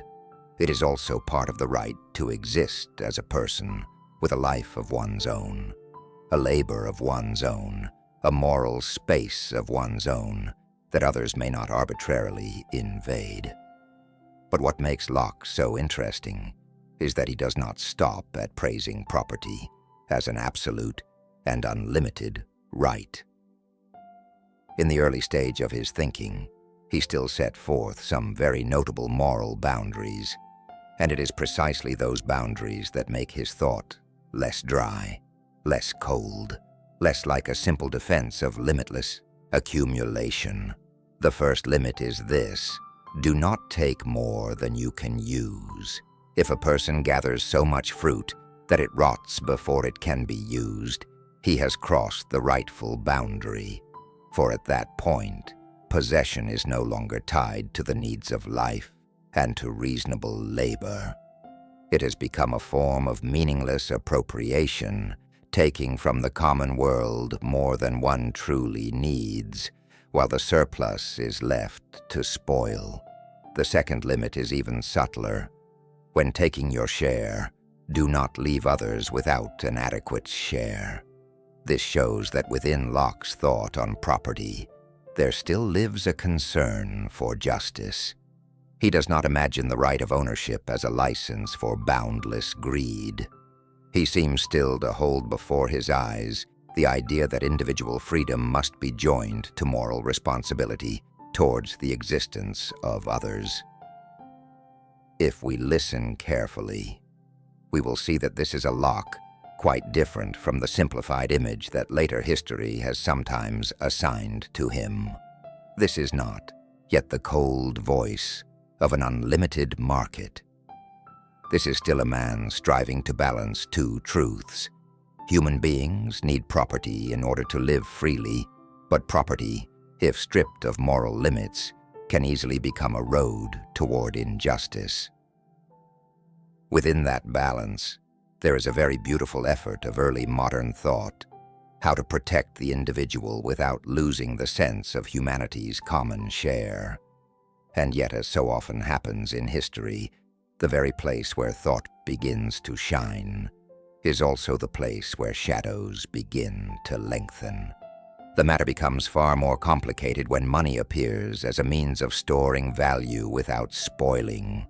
As fruit, grain, or food will spoil once human beings can exchange the fruits of labor for gold, silver, or currency, things that do not rot and can be accumulated over long periods. The natural limit Locke once emphasized begins to weaken. A person is no longer checked by the fear that if I take too much, it will perish. And from there, the world opens to the possibility of ever greater accumulation. Here, we begin to see the transformation of an entire age through Locke's thought. From a society still close to land, harvests, and direct use value, Europe was entering a world of commerce, credit, investment, colonies, commodities, and much wider circulation. In such a world, wealth was no longer only what one used. It was what one accumulated, exchanged, and multiplied. And so the story of property could no longer remain only the story of the apple and the small plot of land. It became the story of a new economic order. Locke stood precisely at that crossroads. On the one hand, he opened the way for the modern idea that labor creates the moral foundation of ownership. On the other hand, his very arguments were drawn into a world in which property could increasingly detach itself from the simple needs of life and enter into larger mechanisms of accumulation and inequality. This is one of the most thought-provoking paradoxes in his legacy. A thought born to defend the legitimacy of individual effort could later be used to shelter much larger forms of appropriation, sometimes far beyond the original spirit of restraint. But if we read Locke fairly, we should see clearly that at the deeper level, he was trying to do something profoundly human. He wanted to protect the bond between labor and dignity. A person works not only in order to survive, he also wants to see that his effort does not vanish as though it had never been. He wants the world to acknowledge that the finite time of his life has been crystallized into something that can be called his own. In that sense, property in Locke is not merely an economic question. It is also a way of saying that the life of each individual is not something that can be drained anonymously into the common whole without leaving any trace. Perhaps for this reason, his thought still carries life today, even though we must read it with both gratitude and caution. Gratitude, because he helps us see human effort as a foundation worthy of protection. Caution, because we also know that modern history has many times used the language of property to conceal enormous distances between those who have too much and those who have too little. Yet even within that complexity, Locke still compels us to face a beautiful and difficult question. How can we protect the fruits of the individual without extinguishing the sense of justice between one human being and another? And then, like a river that has flowed through the lands of labor and property, Locke's thought continues onward. For if human beings have the rights to life, liberty, and property, things already present even before the state is established, then an inevitable question will arrive, slowly yet surely, like footsteps in a nighttime corridor. Why do they agree together to establish a government above themselves? What do they surrender? What do they retain, and what do they hope to have protected when they enter shared life under an institution with the authority to make laws and to enforce them? It is as though, from the hand grasping a piece of land, Locke is about to lift his eyes and look upon the larger house that human beings build together. The fragile yet necessary house called political society. There are nights so still, when the wind outside is only strong enough to stir the curtain slightly, that we suddenly understand something that seems very simple. Human beings cannot live forever alone in this vast world. Not only because loneliness wearies the human heart, but also because even the most rational person cannot, in every circumstance, serve alone as judge, protector, and executor of justice for his own life. perhaps John Locke, arrived at that question by a similarly slow path. After imagining human beings in the state of nature as beings possessed of reason, of the rights to life, liberty, and property, he began to ask further, if those rights already exist beforehand, why do human beings still choose to enter into common life under a government? This is a very great question, for if one answers it even slightly differently, the entire history of power changes course.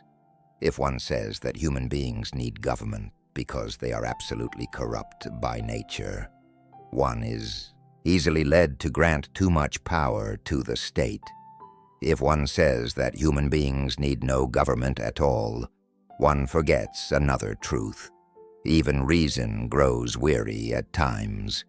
The sense of justice can lean to one side, and the safety of each person cannot rest solely upon the fragile goodwill of everyone else.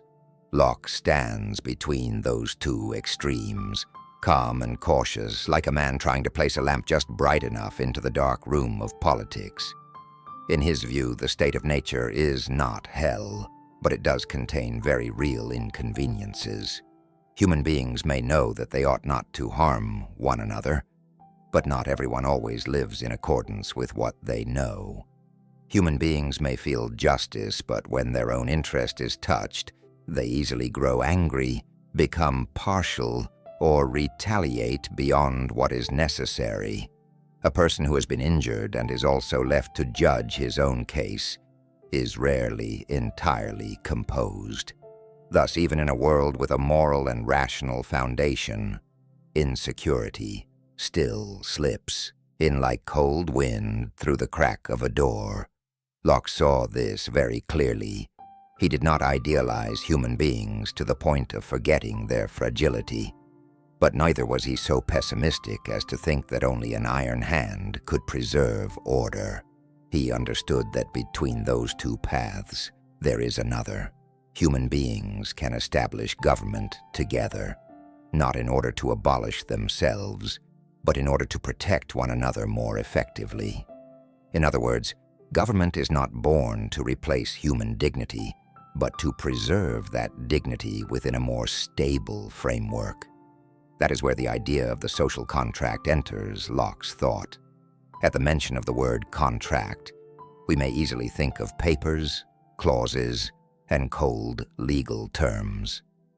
But at a deeper level, what Locke means is something much closer to life. Human beings agree to live together under a common institution because they want the rights they already possess to be protected more securely. They want common laws so that no one can write a private law for themselves in a moment of anger. They want judges so that justice is not distorted by passing emotion. They want a common force so that those who would violate others cannot act with impunity. From that need, a political society is born. What is absolutely crucial here is that Locke completely reverses the familiar direction of power. In many older doctrines, power flows from above downward, from heaven through the king, from royal authority down to subjects, from grace down to obedience. But for Locke, power moves in the opposite direction. It moves from human beings upward to institutions. It is human beings themselves, through consent, who establish government. It is human beings themselves who entrust a portion of their power to the common structure, so that structure may serve interests they already possessed beforehand. The state in that sense is not the father of the people. It is a trustee. That word trustee is very important. For once, power is understood as a trust. It is no longer the absolute property of those who rule. A man entrusted with the key to a house does not thereby become the owner of the house. A man entrusted with tending a garden is not thereby permitted to destroy it at will. So too, government is established only to carry out a certain purpose, to protect more securely the rights to life, liberty, and property, along with the common order necessary to prevent those rights from being trampled. If it forgets that purpose, it begins to betray the very reason for its own existence. Here we can feel both the gentleness and the strength in Locke's thought. He does not summon humanity into a perpetual revolt against every form of rule. On the contrary, he acknowledges the need for government. But precisely because he acknowledges that need, he wants all the more to place clear moral limits upon it. Power is necessary, but it is legitimate only when it remembers that it comes after the human being, comes for the sake of the human being, and is bound by the purpose of serving the human being. Perhaps this is one of the points that makes Locke so close to the modern world. He does not regard a free society as a place without government. He regards it as a place where the government knows that it is not everything. In this view, law is not a chain placed around the neck of the people to keep them obedient. At its best, law is the common frame within which each person may live without trembling before the arbitrary will of another. It does not destroy freedom. It keeps freedom from becoming the hunting privilege of the strong. But Locke also understood that even a government established by consent always carries within itself a quiet danger. The danger of forgetting that it is only an instrument and beginning instead to behave as if it were the supreme subject. This is the familiar fate of power. It often grows from a legitimate need, but unless it is reminded, it easily begins to tell the story of itself as though it were the source of every good thing. An institution originally built to protect the people may gradually come to believe that the people exist to protect the institution. And it is precisely here that all of Locke's subtlety becomes more clearly visible. He does not ask only why human beings establish government. He also implicitly asks, how can government be prevented from forgetting its nature as a trust? How can common power be prevented from swelling into a force that turns back and presses upon the very people who created it? How can law be prevented from becoming the private instrument of those who make it? How can order be prevented from becoming a beautiful excuse for suffocation? These questions do not make Locke's social contract cold like a legal agreement. On the contrary, they make it deeply human in tone. When human beings agree to live together under a government, they are not seeking only material safety. They are seeking a kind of inward peace, the chance to live in a world where their rights are not left entirely at the mercy of another person's unstable goodwill. That is a very deep need of the human condition, to know that there is a common standard, a common protection, some boundaries that others may not cross simply because they happen to be stronger. Locke, therefore, accomplished something immensely important. He transformed government from a myth into a structure that can be explained. It is no longer a shadow falling from heaven. It is the product of social need. It is no longer automatically sacred merely because it has existed for a long time. It must prove that it still deserves the trust once placed in it by human beings. In that way, politics steps out of the mist of divine right mythology and moves closer to ethics and reason. We should also see that in Locke's thought, the social contract does not erase the individual. It is established precisely so that the individual may exist more securely as an individual. This is a very deep point, for many systems of power demand that a human being dissolve into the collective like a drop of water into the sea, and then call that order. Locke moves in no such direction. He wants a political society in which common life is built in order to protect private life, not devour it. Perhaps this is exactly why his thought still touches the heart of listeners today. especially in an age when many systems are growing larger, more complex, and more eager to gather data and power to themselves. Locke reminds us, very gently yet very clearly, that any institution has value only so long as it remembers the face of the concrete human being standing before it. And then from within the very heart of the idea of the social contract, a new problem begins to emerge. If government is established by consent in order to protect human rights, then who will restrain it when it begins to exceed its limits? If power has been entrusted, what keeps it from drawing everything back into a single hand?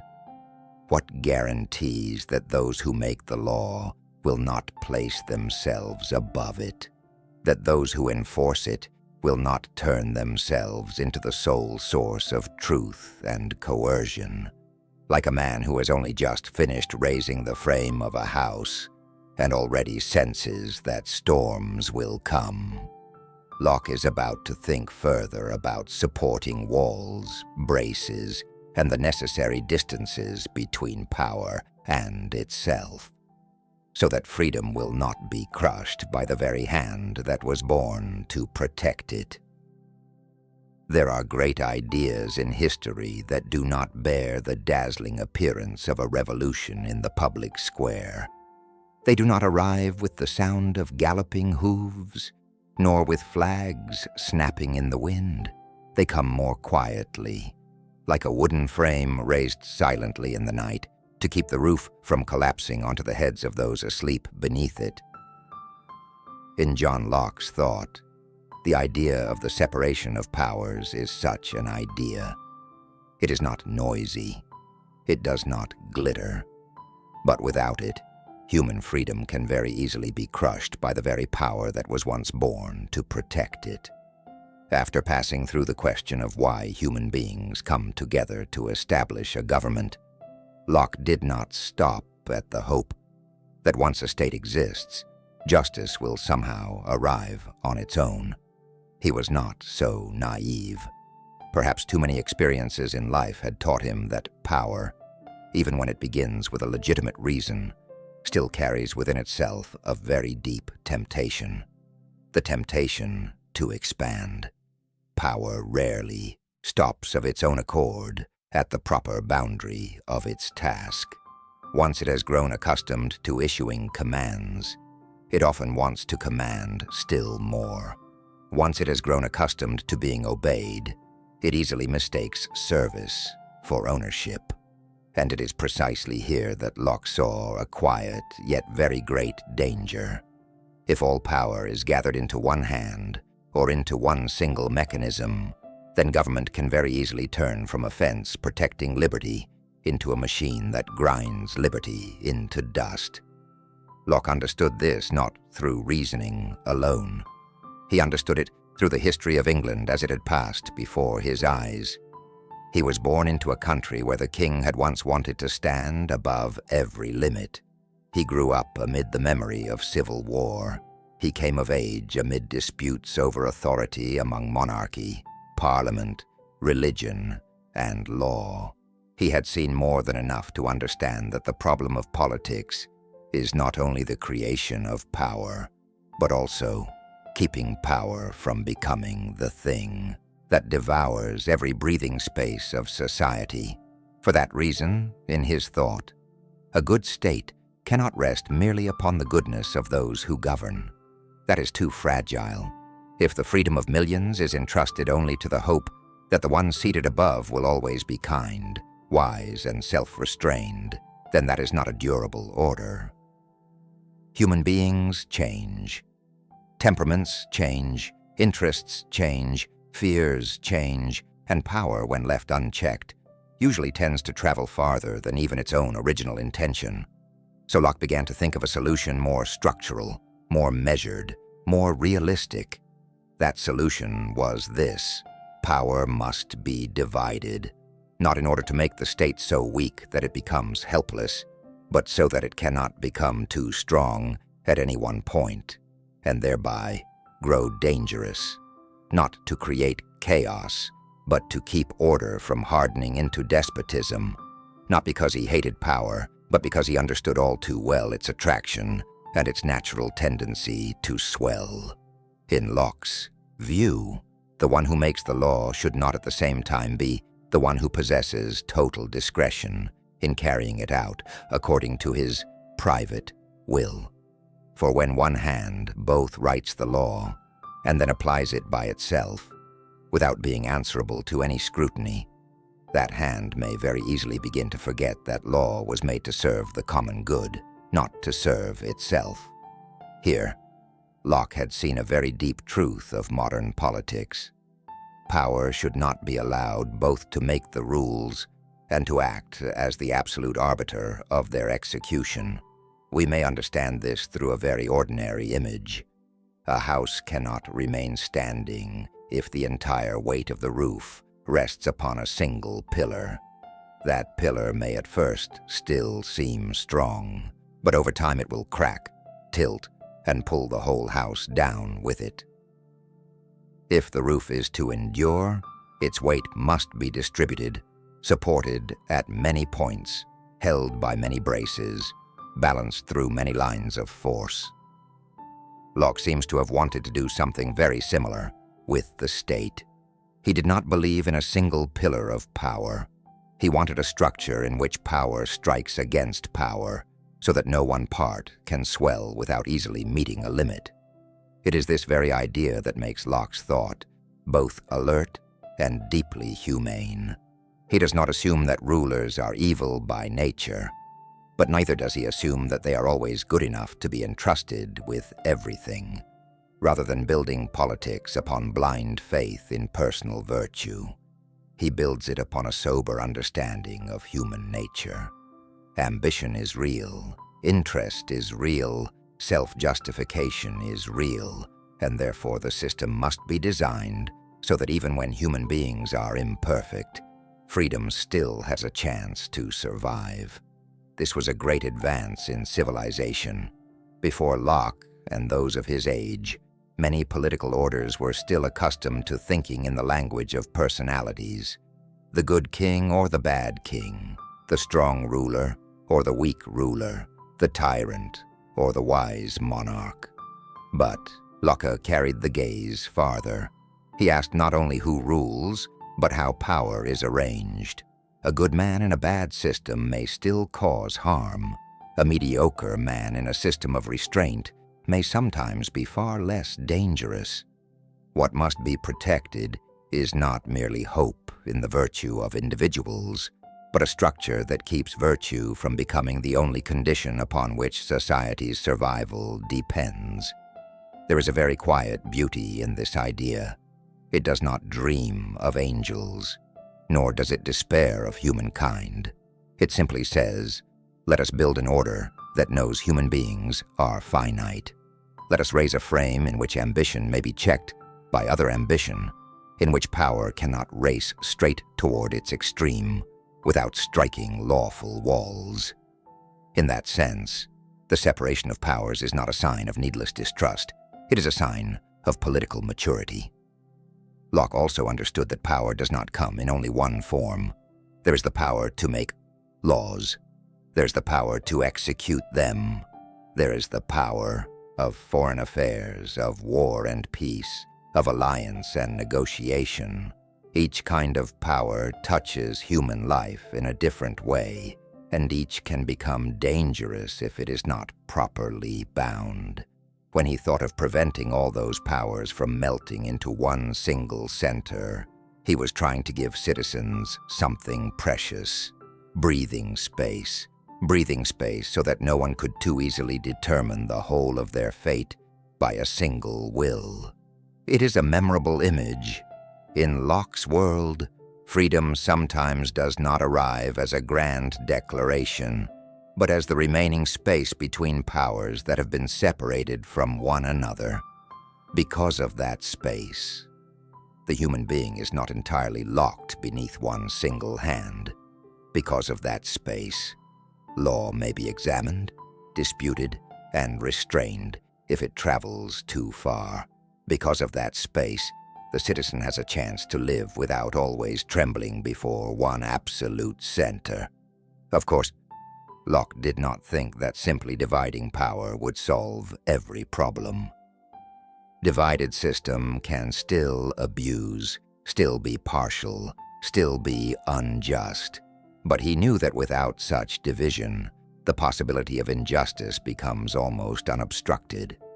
The separation of powers does not promise heaven. It is only a humble yet very necessary way of making political hell less easily produced. Here we can clearly see that the physician in Locke's way of thinking is still alive. He is not searching for a miraculous cure. He is searching for a mechanism of prevention.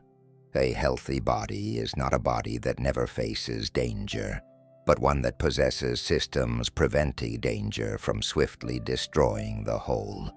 A free society is much the same. It is not a society without ambition, competition, or error. It is a society in which such things cannot too easily turn into absolute domination.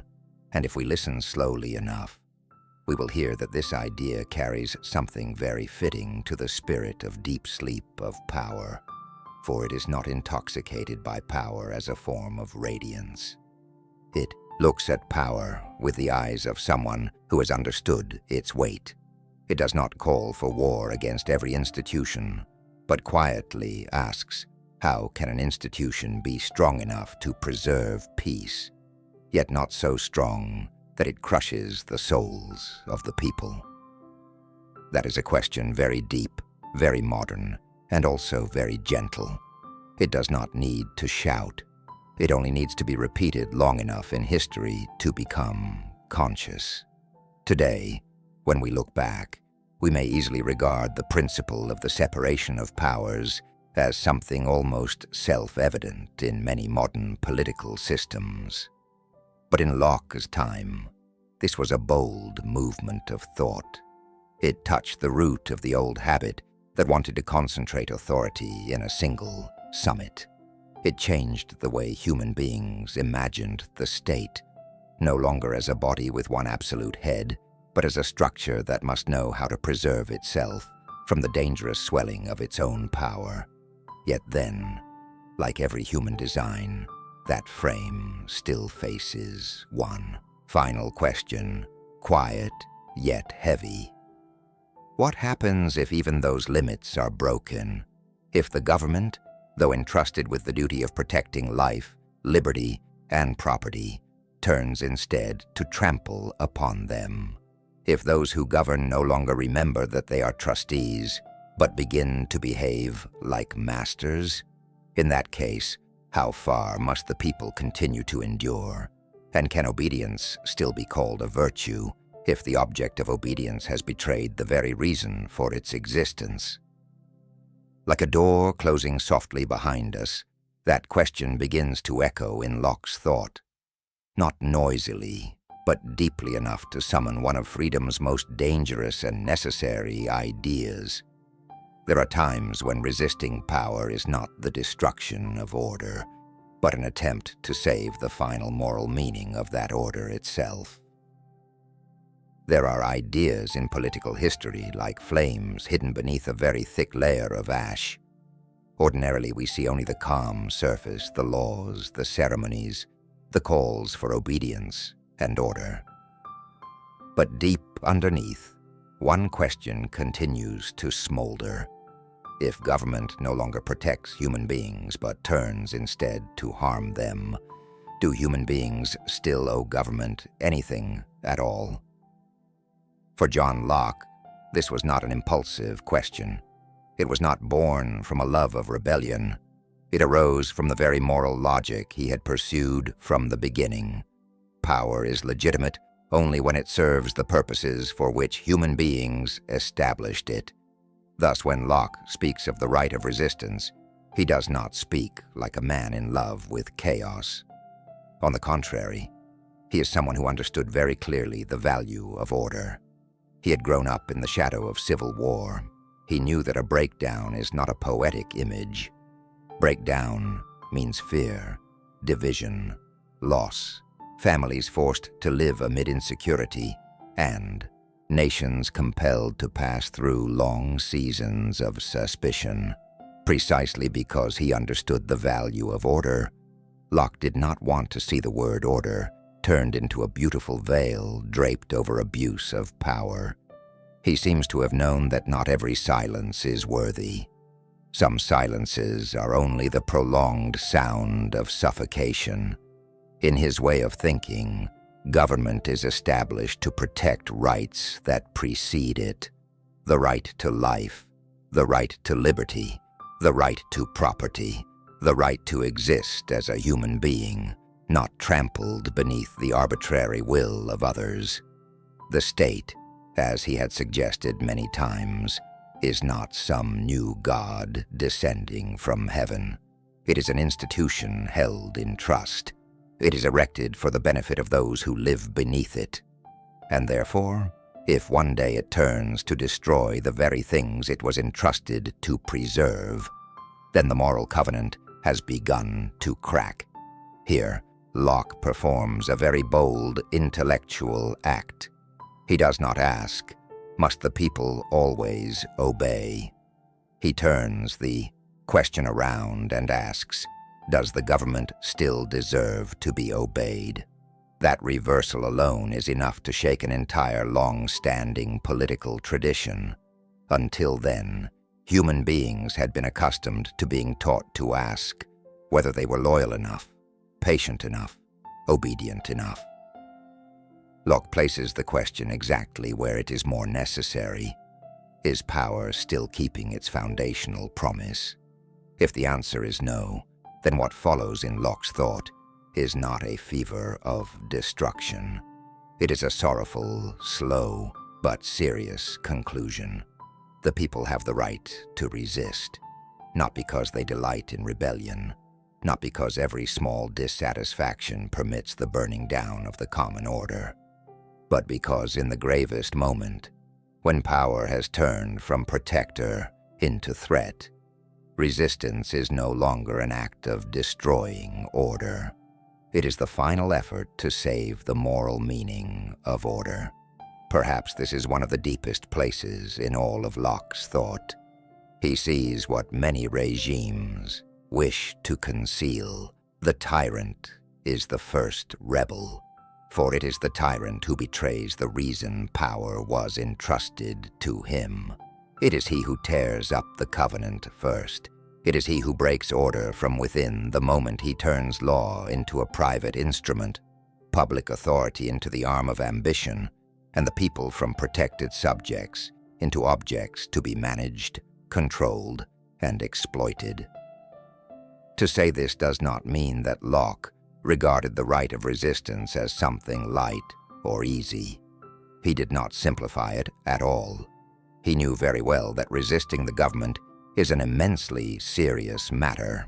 It brings blood, fear, injury, and convulsions into common life. Precisely for that reason, the right of resistance in Locke does not appear at the beginning of the story as a tool to be used recklessly. It appears at the end as the last remedy when other mechanisms have been strangled, when those in power refuse to return within their limits, when the life and liberty of the community are being threatened in a systematic way. There is a maturity here that is deeply admirable. Locke did not want people to treat every disagreement as a pretext for uprising. He did not encourage the blind passion that loves destruction simply in order to feel strong. He understood that a good society needs law, needs stability, needs trust, lasting long enough for ordinary people to live ordinary lives without having to fear a new upheaval every day. But he also understood the opposite truth. A society so frightened of instability that it accepts every form of oppression and then calls that peace will sooner or later lose its own soul. In that deeper sense, Locke's right of resistance is not merely a political right. It is a moral right. It says that human beings were not born to kneel forever before injustice simply because that injustice is well organized. It says that obedience is not always a virtue. There are moments when continuing to obey a corrupted power is only a way of prolonging the death of justice. And in such moments, resistance is not a sign of moral failure. It may be the final trace of collective conscience. We can feel here the echo of Locke's childhood, of the father who had once stood with Parliament, of an England that had seen a king dragged down from the radiance once called divine appointment. Those historical memories must have taught him that power, no matter how many ceremonies it wears, still has to answer a simpler and deeper question. Does it still serve justice? Locke did not come to the right of resistance as a poet of violence. He came to it as a man who had gone far enough in thought to understand that without this right at the end of the road, every earlier limit placed upon power would ultimately amount to nothing more than weak moral advice. Perhaps what has allowed this idea to live so long is that it does not speak only to Locke's own age. It also speaks to many later ages and to our own. In the modern world, government may not always appear with swords and thrones as it once did. It may come instead in the form of vast administrative machinery, technologies of control, the language of security, algorithms, data, and very contemporary arguments about efficiency, stability, or the common good. But Locke's question still carries all its weight.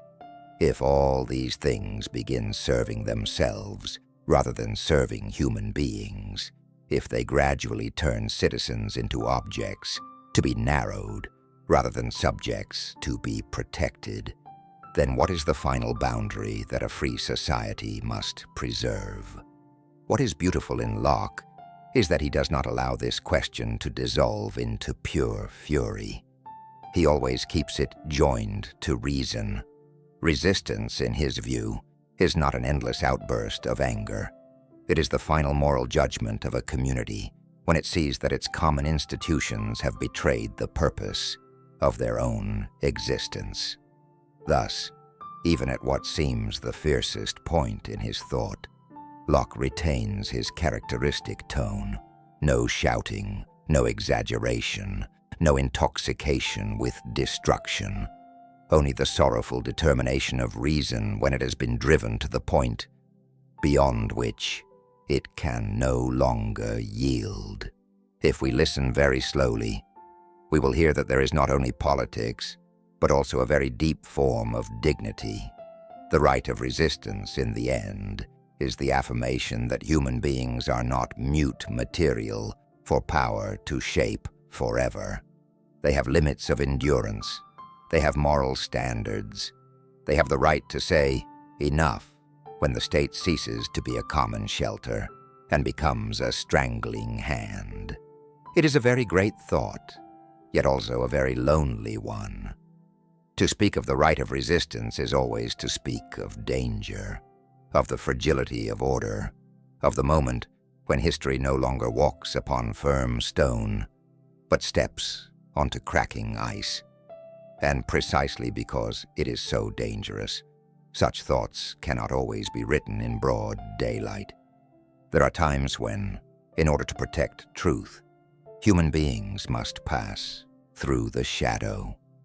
In order to keep a flame from being extinguished, they must learn to shelter it in their hands, walk very softly, speak very little, and accept a nameless life in years of exile.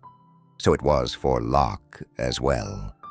Thoughts that touched power at its root could not appear without exacting a price. The time would come when he would have to leave England and enter years of exile, where the cold lay not only in the climate, but also in the feeling of a man carrying ideas too sharp for his own age. And there, in distance, silence and caution, another quality in him would continue to grow. Gentler, yet also more enduring. The capacity to accept that human beings may differ in belief and yet still have to learn how to live together beneath one sky. There are periods in a person's life that are not illuminated by fame, not upheld by status, nor immediately regarded by history with a favorable eye. They pass more quietly, like low-misted days by the harbor, like the footsteps of someone walking very softly along a foreign street, as a small lamp cupped within the hands so that the wind cannot blow it out. For John Locke, the years in the Netherlands were such a passage of life, not a triumphal movement, not a stage, but a necessary withdrawal in which a mind that had once come too close to the eye of power's storm had to learn how to live anonymously, cautiously, and, in that very quietness, his thought on toleration grew deeper, riper, and gentler. Exile, in the end, is always an experience that is at once political and inward. It is not only a matter of leaving one country, it is a matter of being separated from the familiar part of one's life. The old rhythms, the known voices, the landscapes that once silently gave the soul somewhere to rest. A person in exile often has to learn again, from the beginning, how to exist amid the feeling of not wholly belonging to the place where he stands. And for Locke, that feeling must have been all the deeper, for he was not an adventurer seeking some new horizon. He was a man who had to step back from his homeland because of the dangerous currents of politics, because of ideas that had grown too sharp for an age not yet willing to hear them fully spoken. Yet it was precisely there that one of history's familiar paradoxes appeared again. At times, a person sees his homeland more clearly from a distance.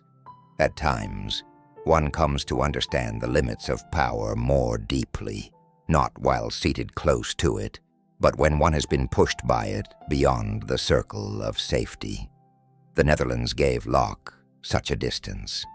Far from an England full of religious tensions, disputes over royal authority, and the fevered atmosphere of court politics, he had the chance to look again at his society with a calmer vision, like a man standing on a hill looking down at the land he once crossed, suddenly seeing more clearly the winding roads that, while he was still among them, had seemed only dust and confusion. The Netherlands of the 17th century, in Locke's eyes, must have appeared as a remarkable place, not a perfect paradise, but a space with a greater degree of openness, where different religious communities could exist alongside one another in a rhythm of life less suffocated by the ambition of absolute uniformity. This was of great importance, for the England Locke had left behind was an England far too accustomed to treating differences of belief as a political threat. There, religion was not merely a matter between the soul and God. It was also a matter of power, loyalty, legitimacy, and the fear of being overthrown. When a society lives too long in that state of mind, it easily reaches the point of wanting to use the state as a hammer to beat every soul into the same shape. Through years of reflection, Locke seems to have seen ever more clearly that this was a very dangerous illusion, for the state can compel outward behavior, but it cannot compel sincere belief. A person may be forced into silence, may be made to kneel, or may be punished for refusing to conform to some ritual. But no decree can create genuine faith within. And if a belief exists only because of fear of punishment, then what exists is no longer faith at all. It is only the mask of submission. Here, Locke's thought on toleration begins to reach a striking depth. He does not defend toleration merely because it is a beautiful virtue. He defends it because he understands the limits of power. Government has its role to protect the common order, to secure the safety of the community, to deal with concrete acts of harm between human beings. But the human soul does not lie entirely within that sphere. Deep belief, salvation, the relationship between the individual and the sacred. These are things that the tighter the hand of public authority tries to grasp, the more distorted they become.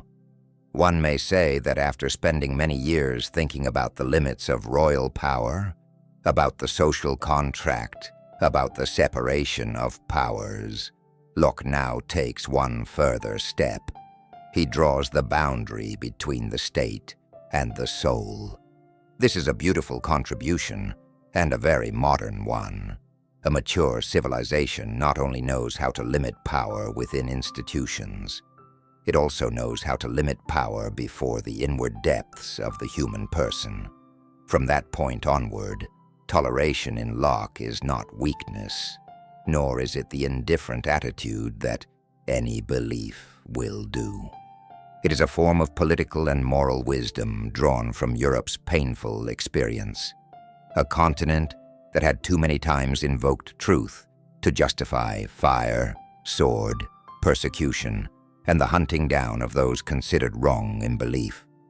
Locke seems to have understood that when the state imagines itself responsible for ruling the soul, disaster follows very quickly, for at that point, disagreement ceases to be a difference.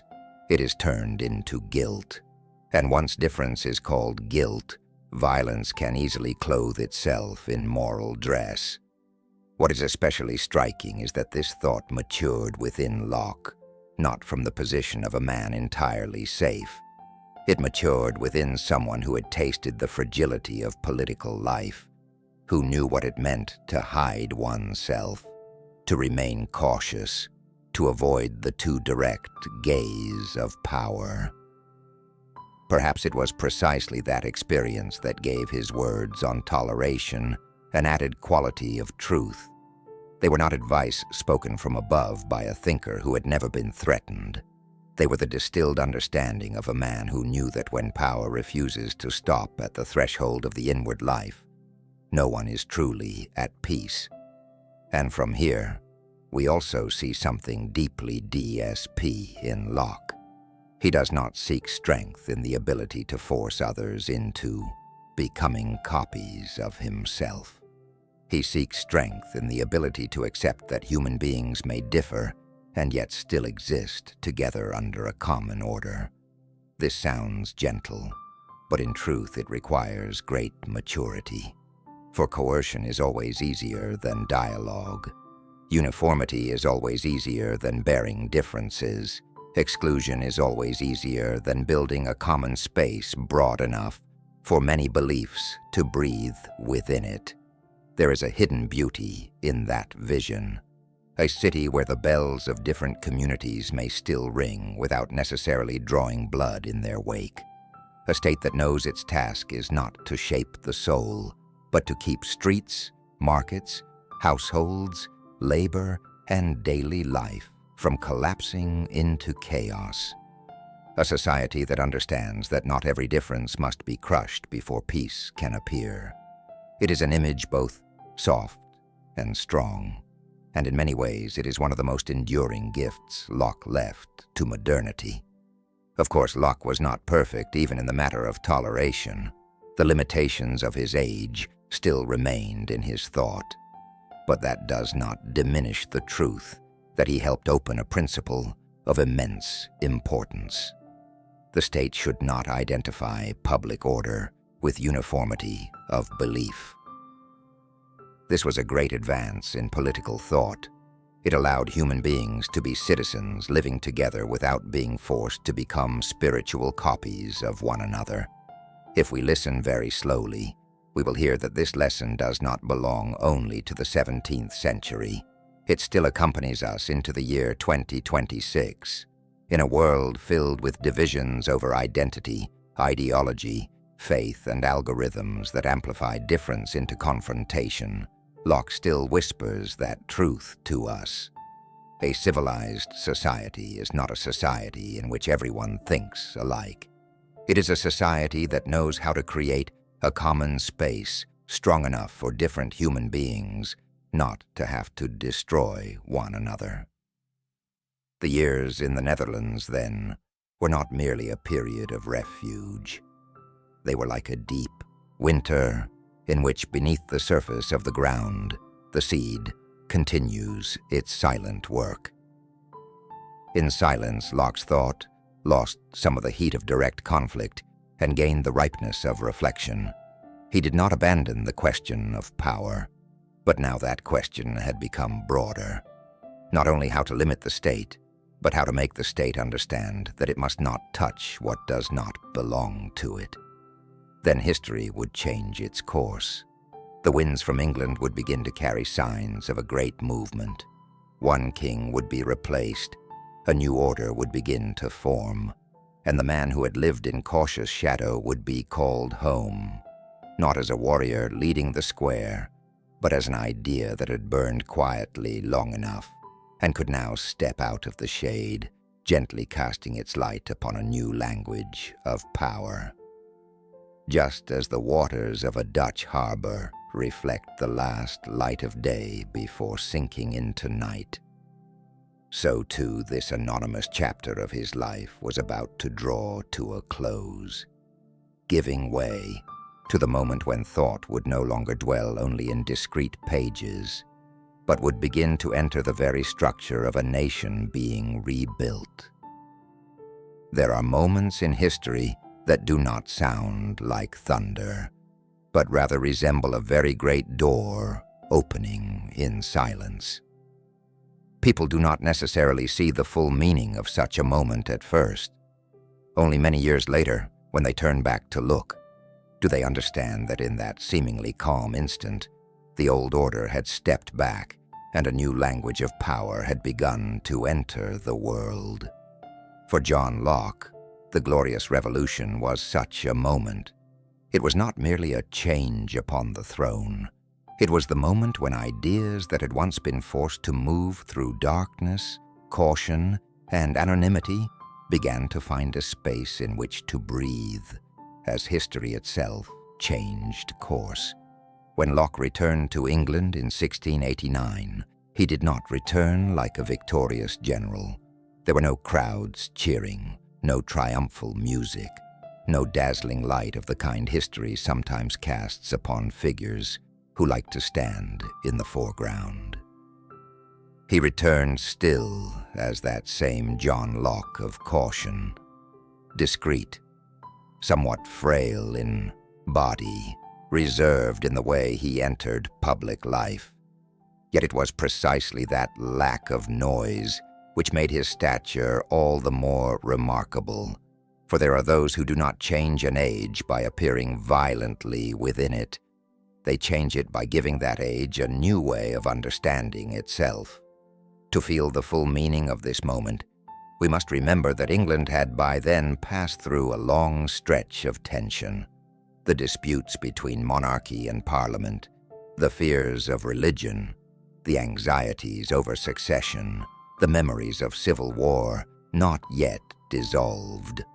All of this had left that nation living in a condition where outwardly the rituals might still remain. Yet inwardly it was like a room charged with electricity before a storm. The departure of James II and the accession of William of Orange and Mary were not merely a replacement of persons at the summit of power.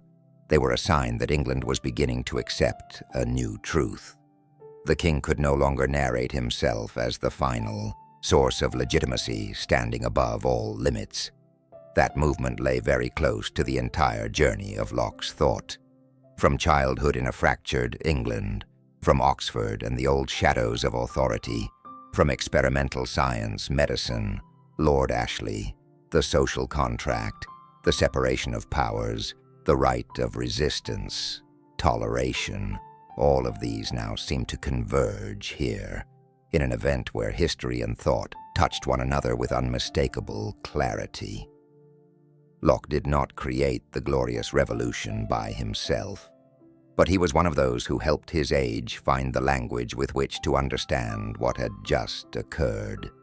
That matters greatly, for history may change through events, but an event truly travels far only when it is sustained by a body of ideas capable of explaining why it matters.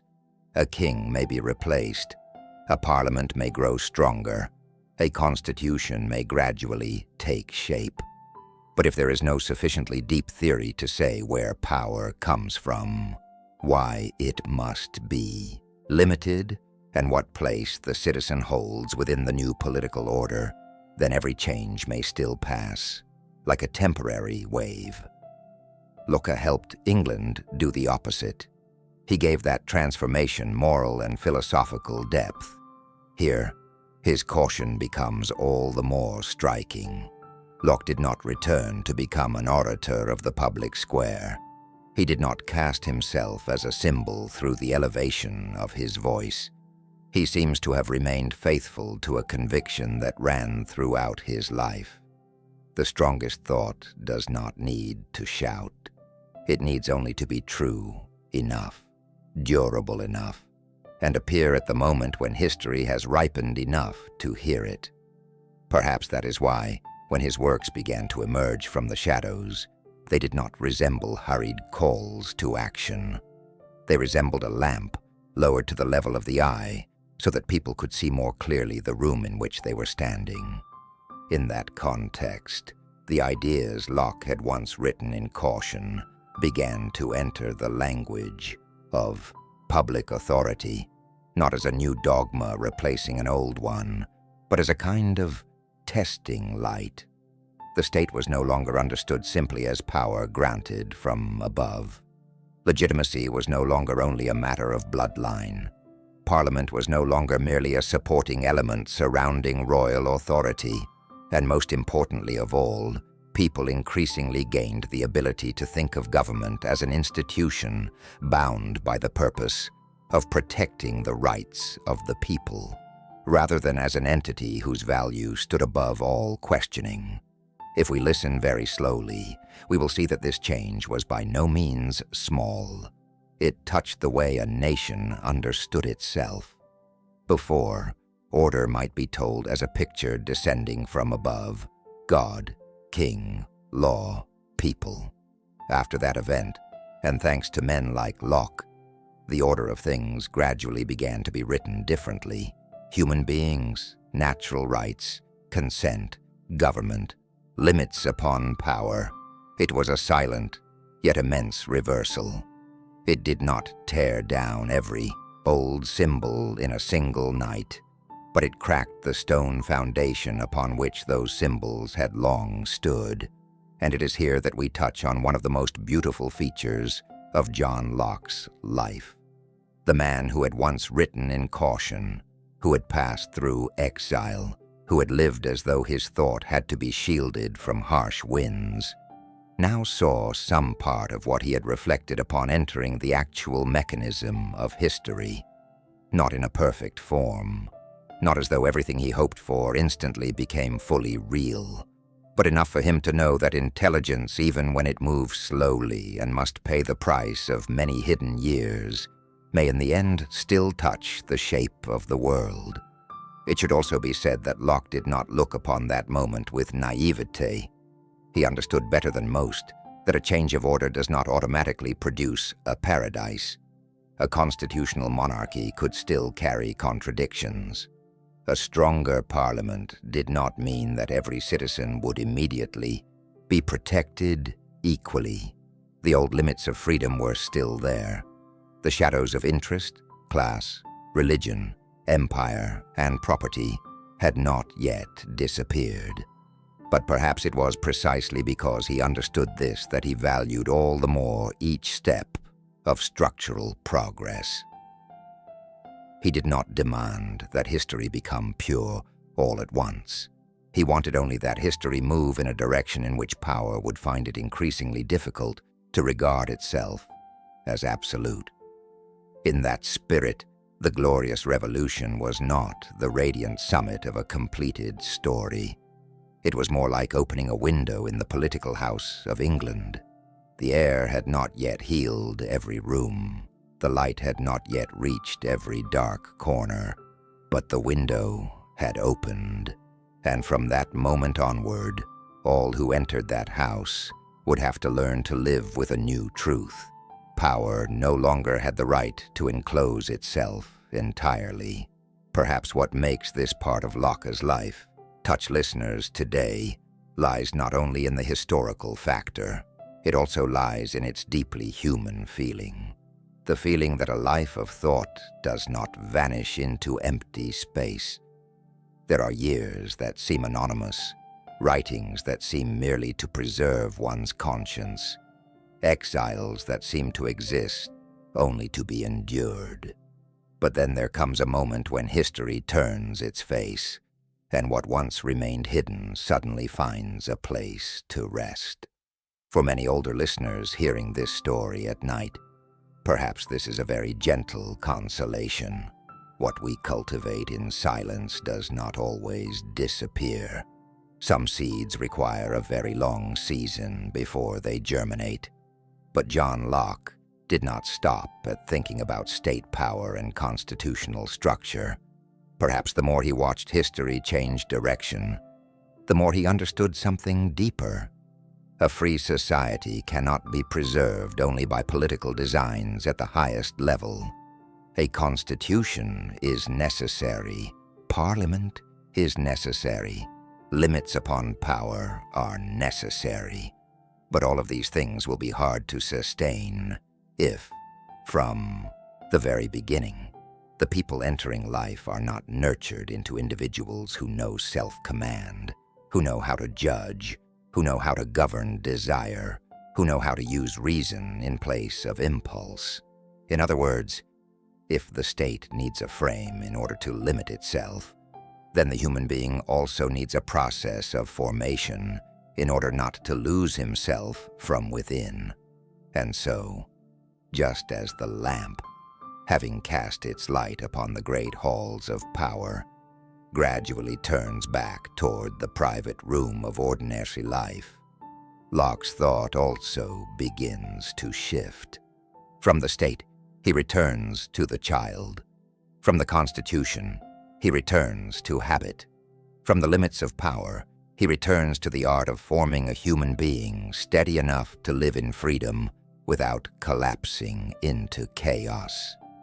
It is as though, after seeing history rewritten in its great documents, he remembers that the true future of liberty often begins at the family table, in the earliest lessons, and in young minds quietly opening like morning.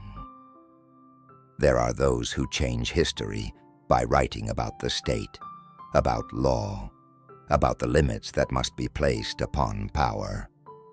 But there are also moments when, after traveling very far through the great halls of politics, thought returns to a place that is smaller, nearer, quieter, where a child sits at a study table, where an early habit is being formed, where a character is growing and no one yet knows what kind of citizen, what kind of father, what kind of ruler, or what kind of neighbor that child will one day become. For John Locke, education was precisely such a place.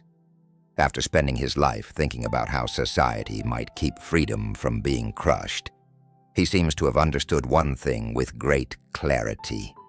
No institution can protect freedom for long if the human beings within it are not nurtured to know how to govern themselves. This is a beautiful turning point in Locke's intellectual journey, for it shows that he was not only a thinker of constitutions and power. He was also a thinker of childhood, of the formation of character, of a quiet yet immensely important question: how must a human being be raised so that he may live freely without turning freedom into disorder? If the earlier parts of his life revolved around limiting government, here Locke turns toward another limit, even more discreet, the limit each person must learn how to place upon himself. It was perhaps no accident that Locke arrived at education in this way. From the idea of the blank sheet, he had already believed that the human mind is not closed from the beginning. It opens, receives, learns, accumulates, and reflects. That means the early years of life are by no means small. They are the ground in which habits are sown, reason is awakened, and a child learns not only what to think, but how to think, how to restrain himself, how to stand in the world without pressing down upon others. In Locke's view, children are not empty vessels into which adults pour knowledge until they are full. That image is too cold, too mechanical, and too lacking in respect for the life that is taking shape. A child, for him, is a living being growing in body, feeling, habit, intelligence, and character. Therefore, education cannot be merely a matter of stuffing in information or forcing the memory to carry too many heavy things. Education must be the process of nurturing a person who knows how to govern himself. That is why Locke did not place his trust in educational methods based only on blows, coercion, and meaningless memorization. He understood that a child may be made outwardly obedient through fear, but will find it very hard to become truly free if all inward discipline is nothing more than the echo of outward fear. A person raised under the pressure of punishment may know how to bow at the proper moment, but may not know how to judge at the proper moment. He may know how to obey, but not how to govern himself. And for Locke, that was a crucial difference. For freedom, in his world, was never the right to do whatever one pleased. Freedom was the ability to live under the guidance of reason rather than passing impulse. A truly free person is not one who has no limits.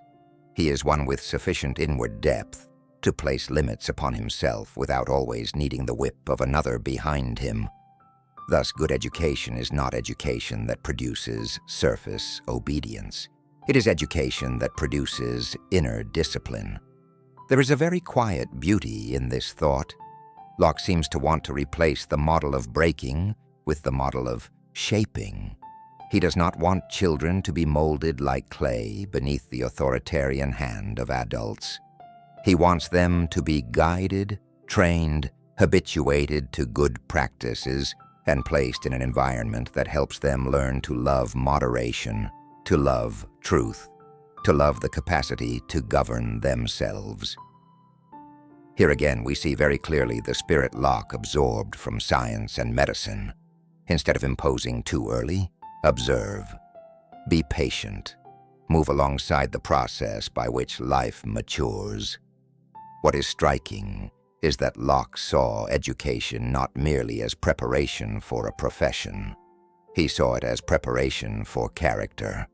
A child learns well not only in order to earn a living later.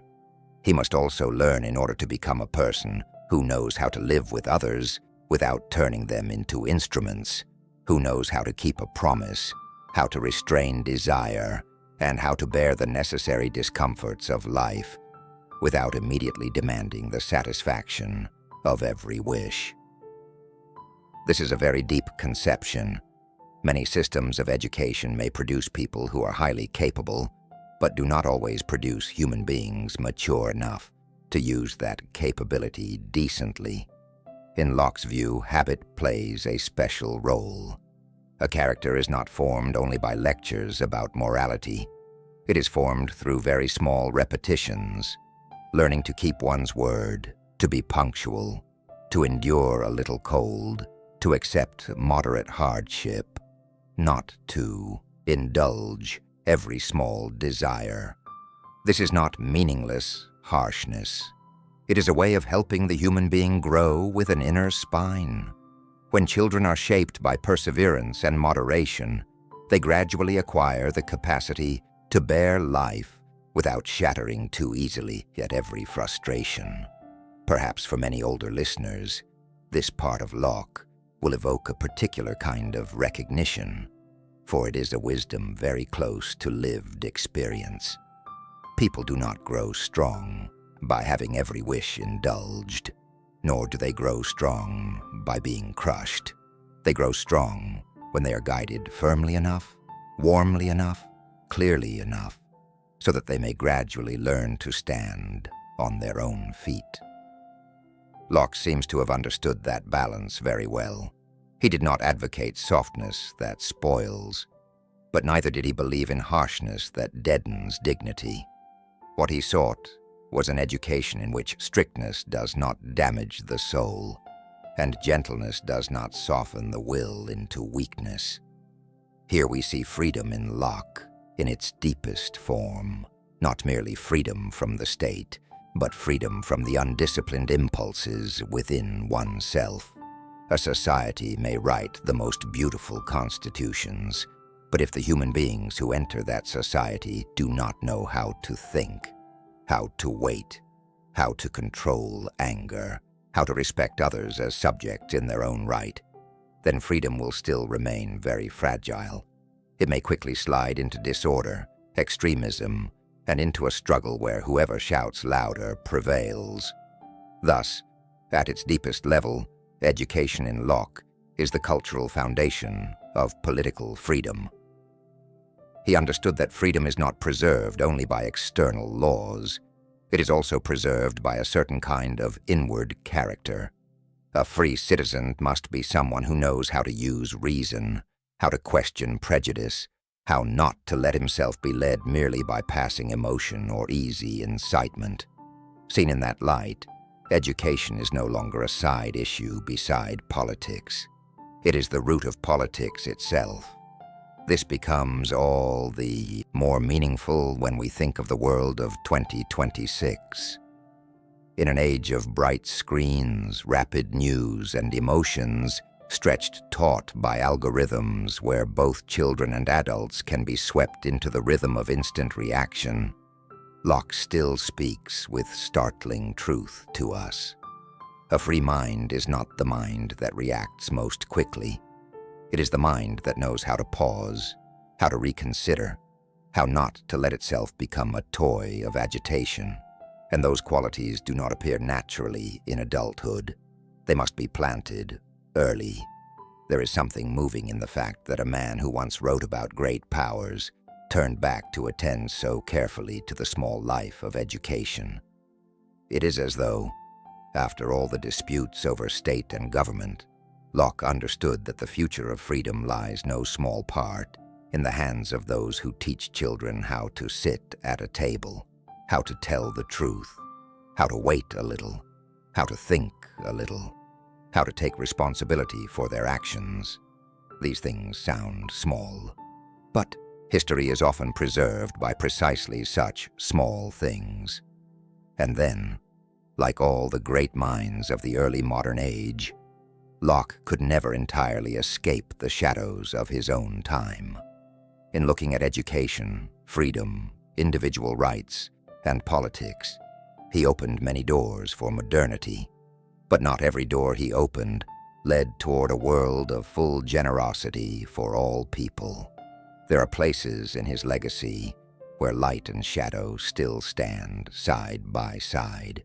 There are things he wrote about freedom that existed at the same time as undeniable entanglements in wider structures of injustice.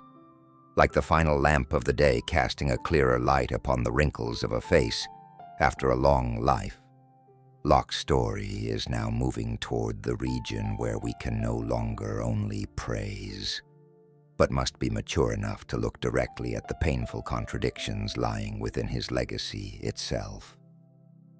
There are moments in a historical narrative when the voice must grow slower still, not to deepen the night, but to make the light gentle enough for us to see what is not easy to see.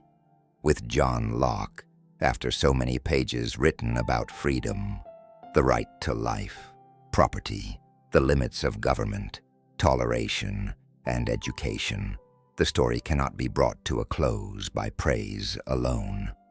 For if we were to do that, we would betray the very spirit Locke himself helped to build, the spirit of questioning, of reason, of refusing to let any authority, including the authority of a great name, stand beyond all inquiry. And so we must pause before an uncomfortable but necessary truth. Within Locke's legacy, there are dark regions connected to slavery, to the economic and legal structures of empire, to a world in which freedom was spoken of at great length, but was not yet opened to all people, with the same measure of dignity. This is not a small detail at the margins. It is a crack running through the middle of the statue that modern history once raised to him as one of the fathers of liberalism. This leaves many people uneasy. How could a man who wrote such powerful lines about the natural rights of human beings, about the fact that no one may arbitrarily violate the life, liberty, and property of another, still stand near, participate in, or at least not wholly separate himself from structures that allowed millions of human beings to be treated as commodities? How could a philosopher of personal dignity live in an age of human trafficking, empire, colonialism, and exploitation, and yet not break radically with those limits? Perhaps this is the moment when we must learn how to read history with a maturity more difficult than either admiration or simple condemnation. For if we sanctify Locke, we will blur the pain of those who were excluded from the full scope of what was called the human. But if we see him only as a complete hypocrite, we will miss another truth as well, that the history of freedom often advances in steps that are far from pure, and that those who help open the first door often still stand with one foot in the old room.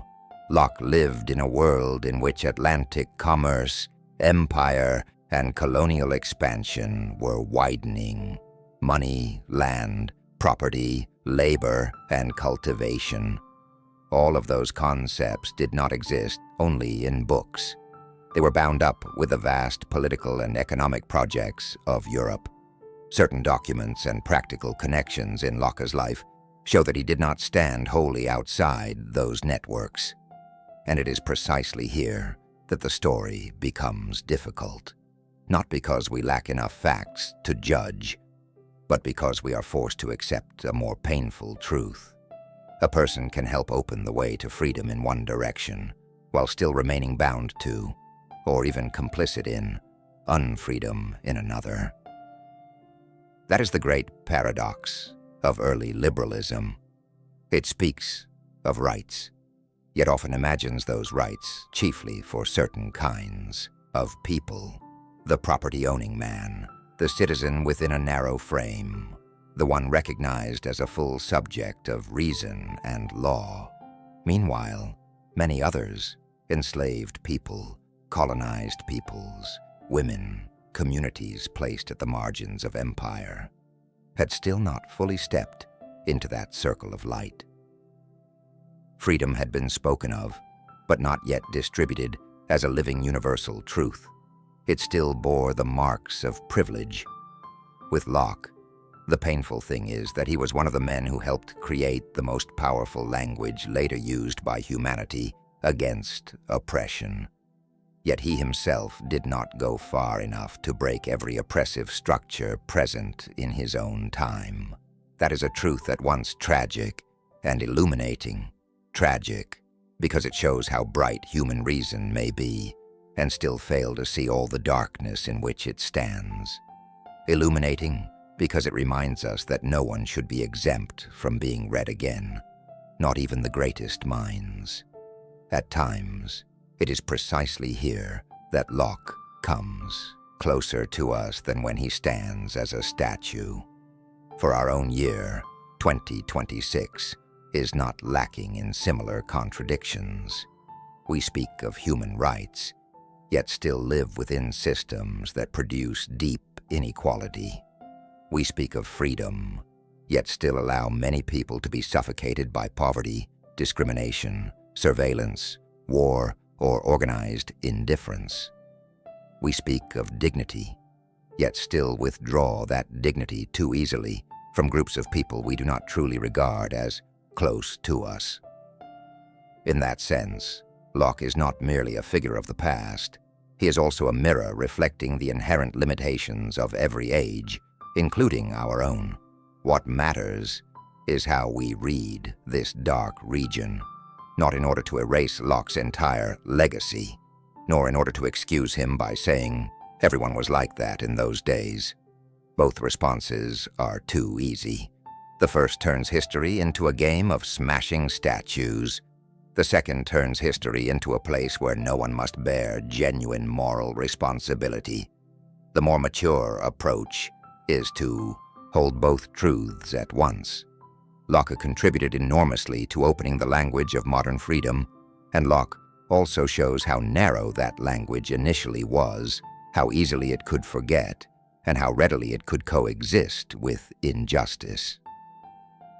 This is a very deep lesson for the audience of Deep Sleep of Power, for this channel does not tell of power only as something radiant.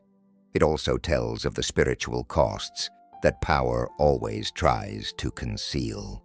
With Locke, that cost is the incompleteness of the ideal of freedom itself when it enters the real world.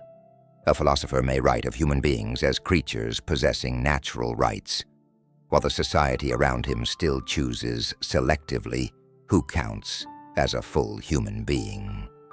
A system of thought may begin with dignity, yet remain painfully slow in extending that dignity all the way to the end of its own logic. And it is precisely for that reason that reading Locke today still holds value. Not in order to find a saint, but to see that freedom has never been self-completing. It must always be pressed further than its first version.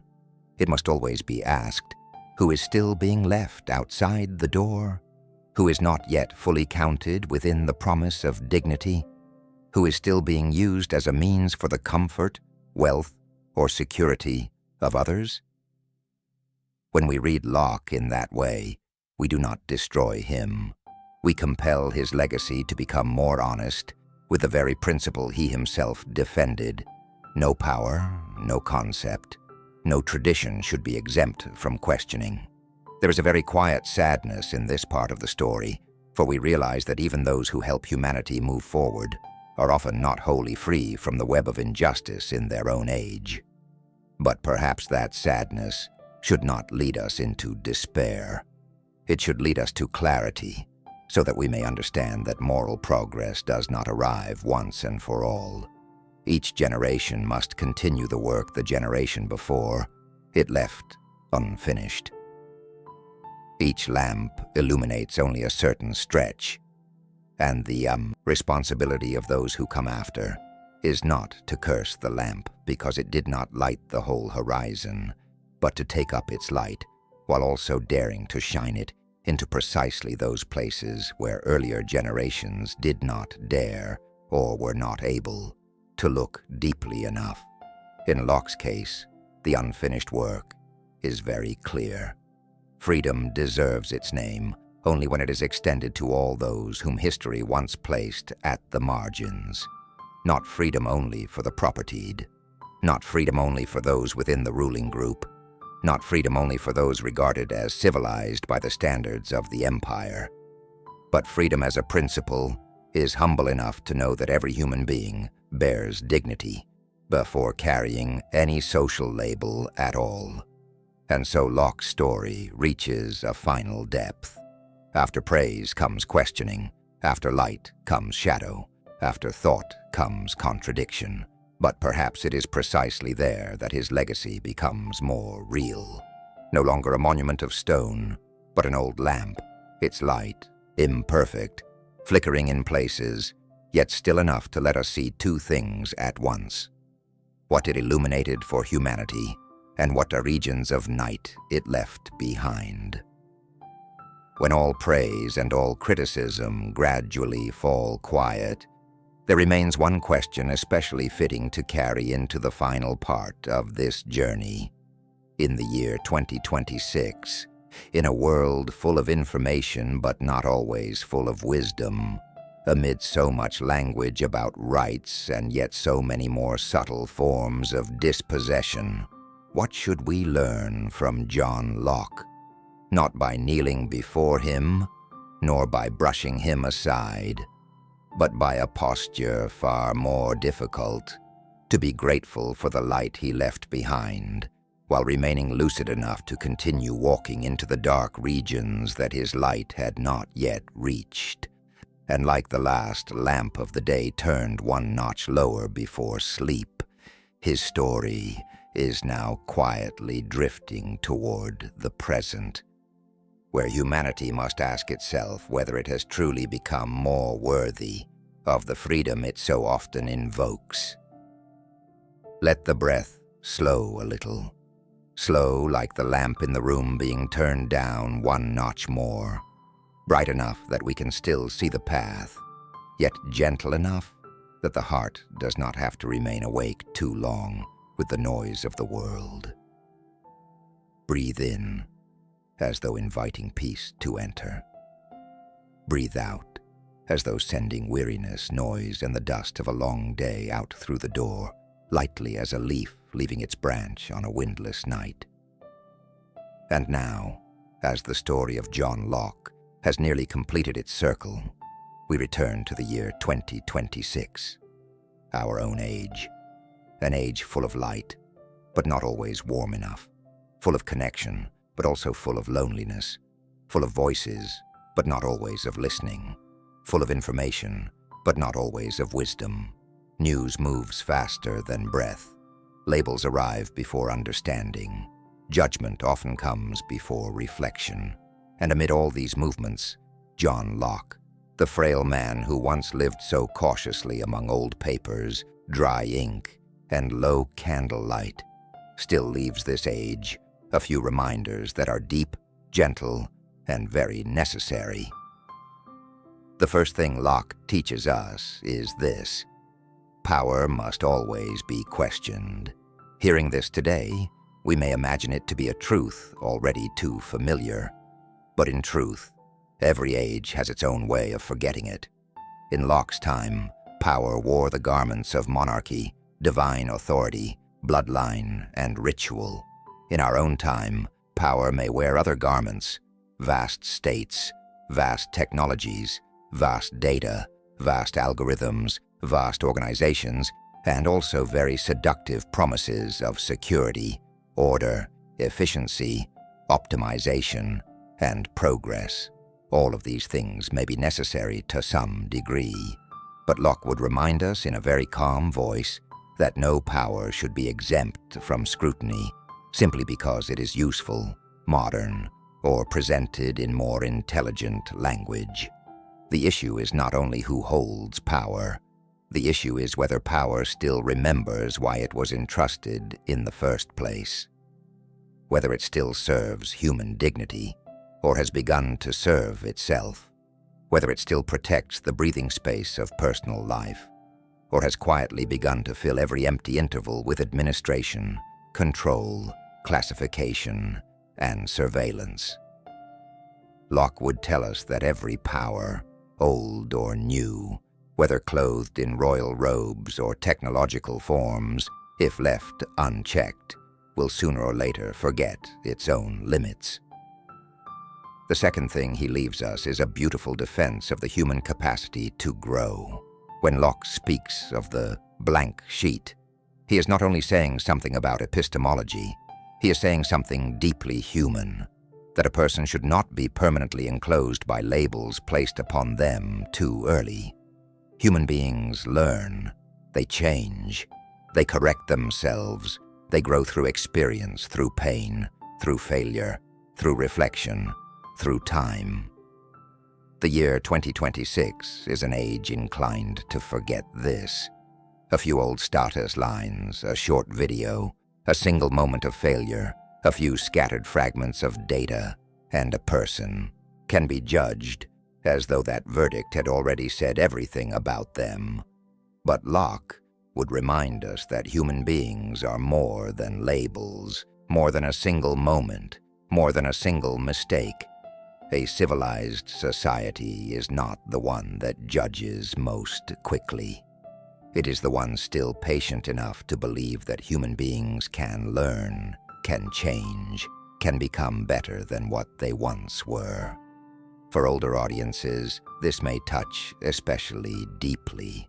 After a long life, one often understands more clearly than the young that no one is formed in a single day. Character is the result of many seasons passing through us.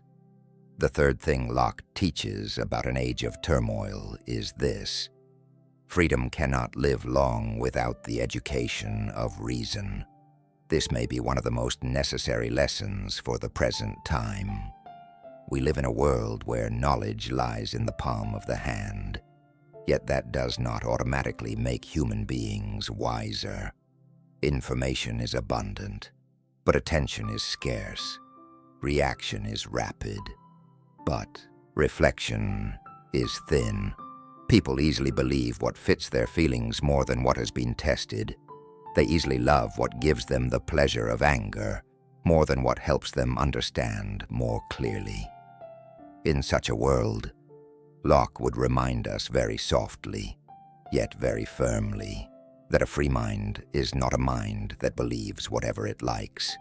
It is a mind that knows how to observe, how to test, how to question even its own prejudices, and how to slow down before calling something truth. That is the kind of slowness that 2026 desperately needs.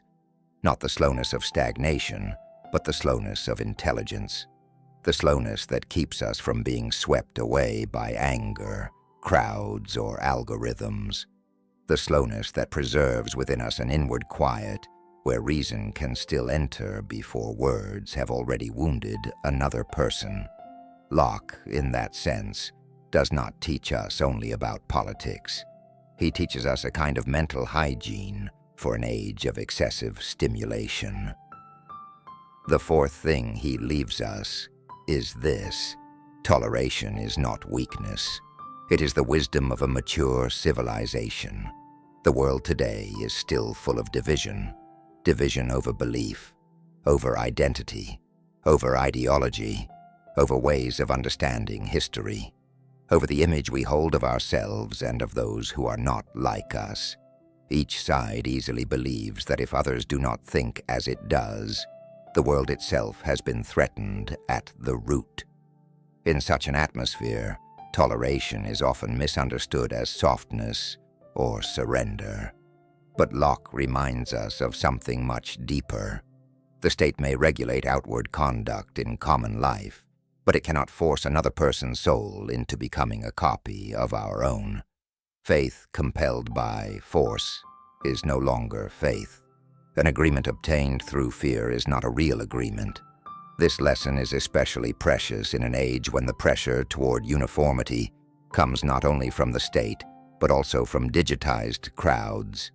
People may be forced to become alike not by swords, but by public shame, by collective attack, by the fear of being cast out of the community. Locke would remind us that a decent society does not try to crush every soul into one mold. It protects a common space broad enough that different people may still exist beside one another without having to destroy one another.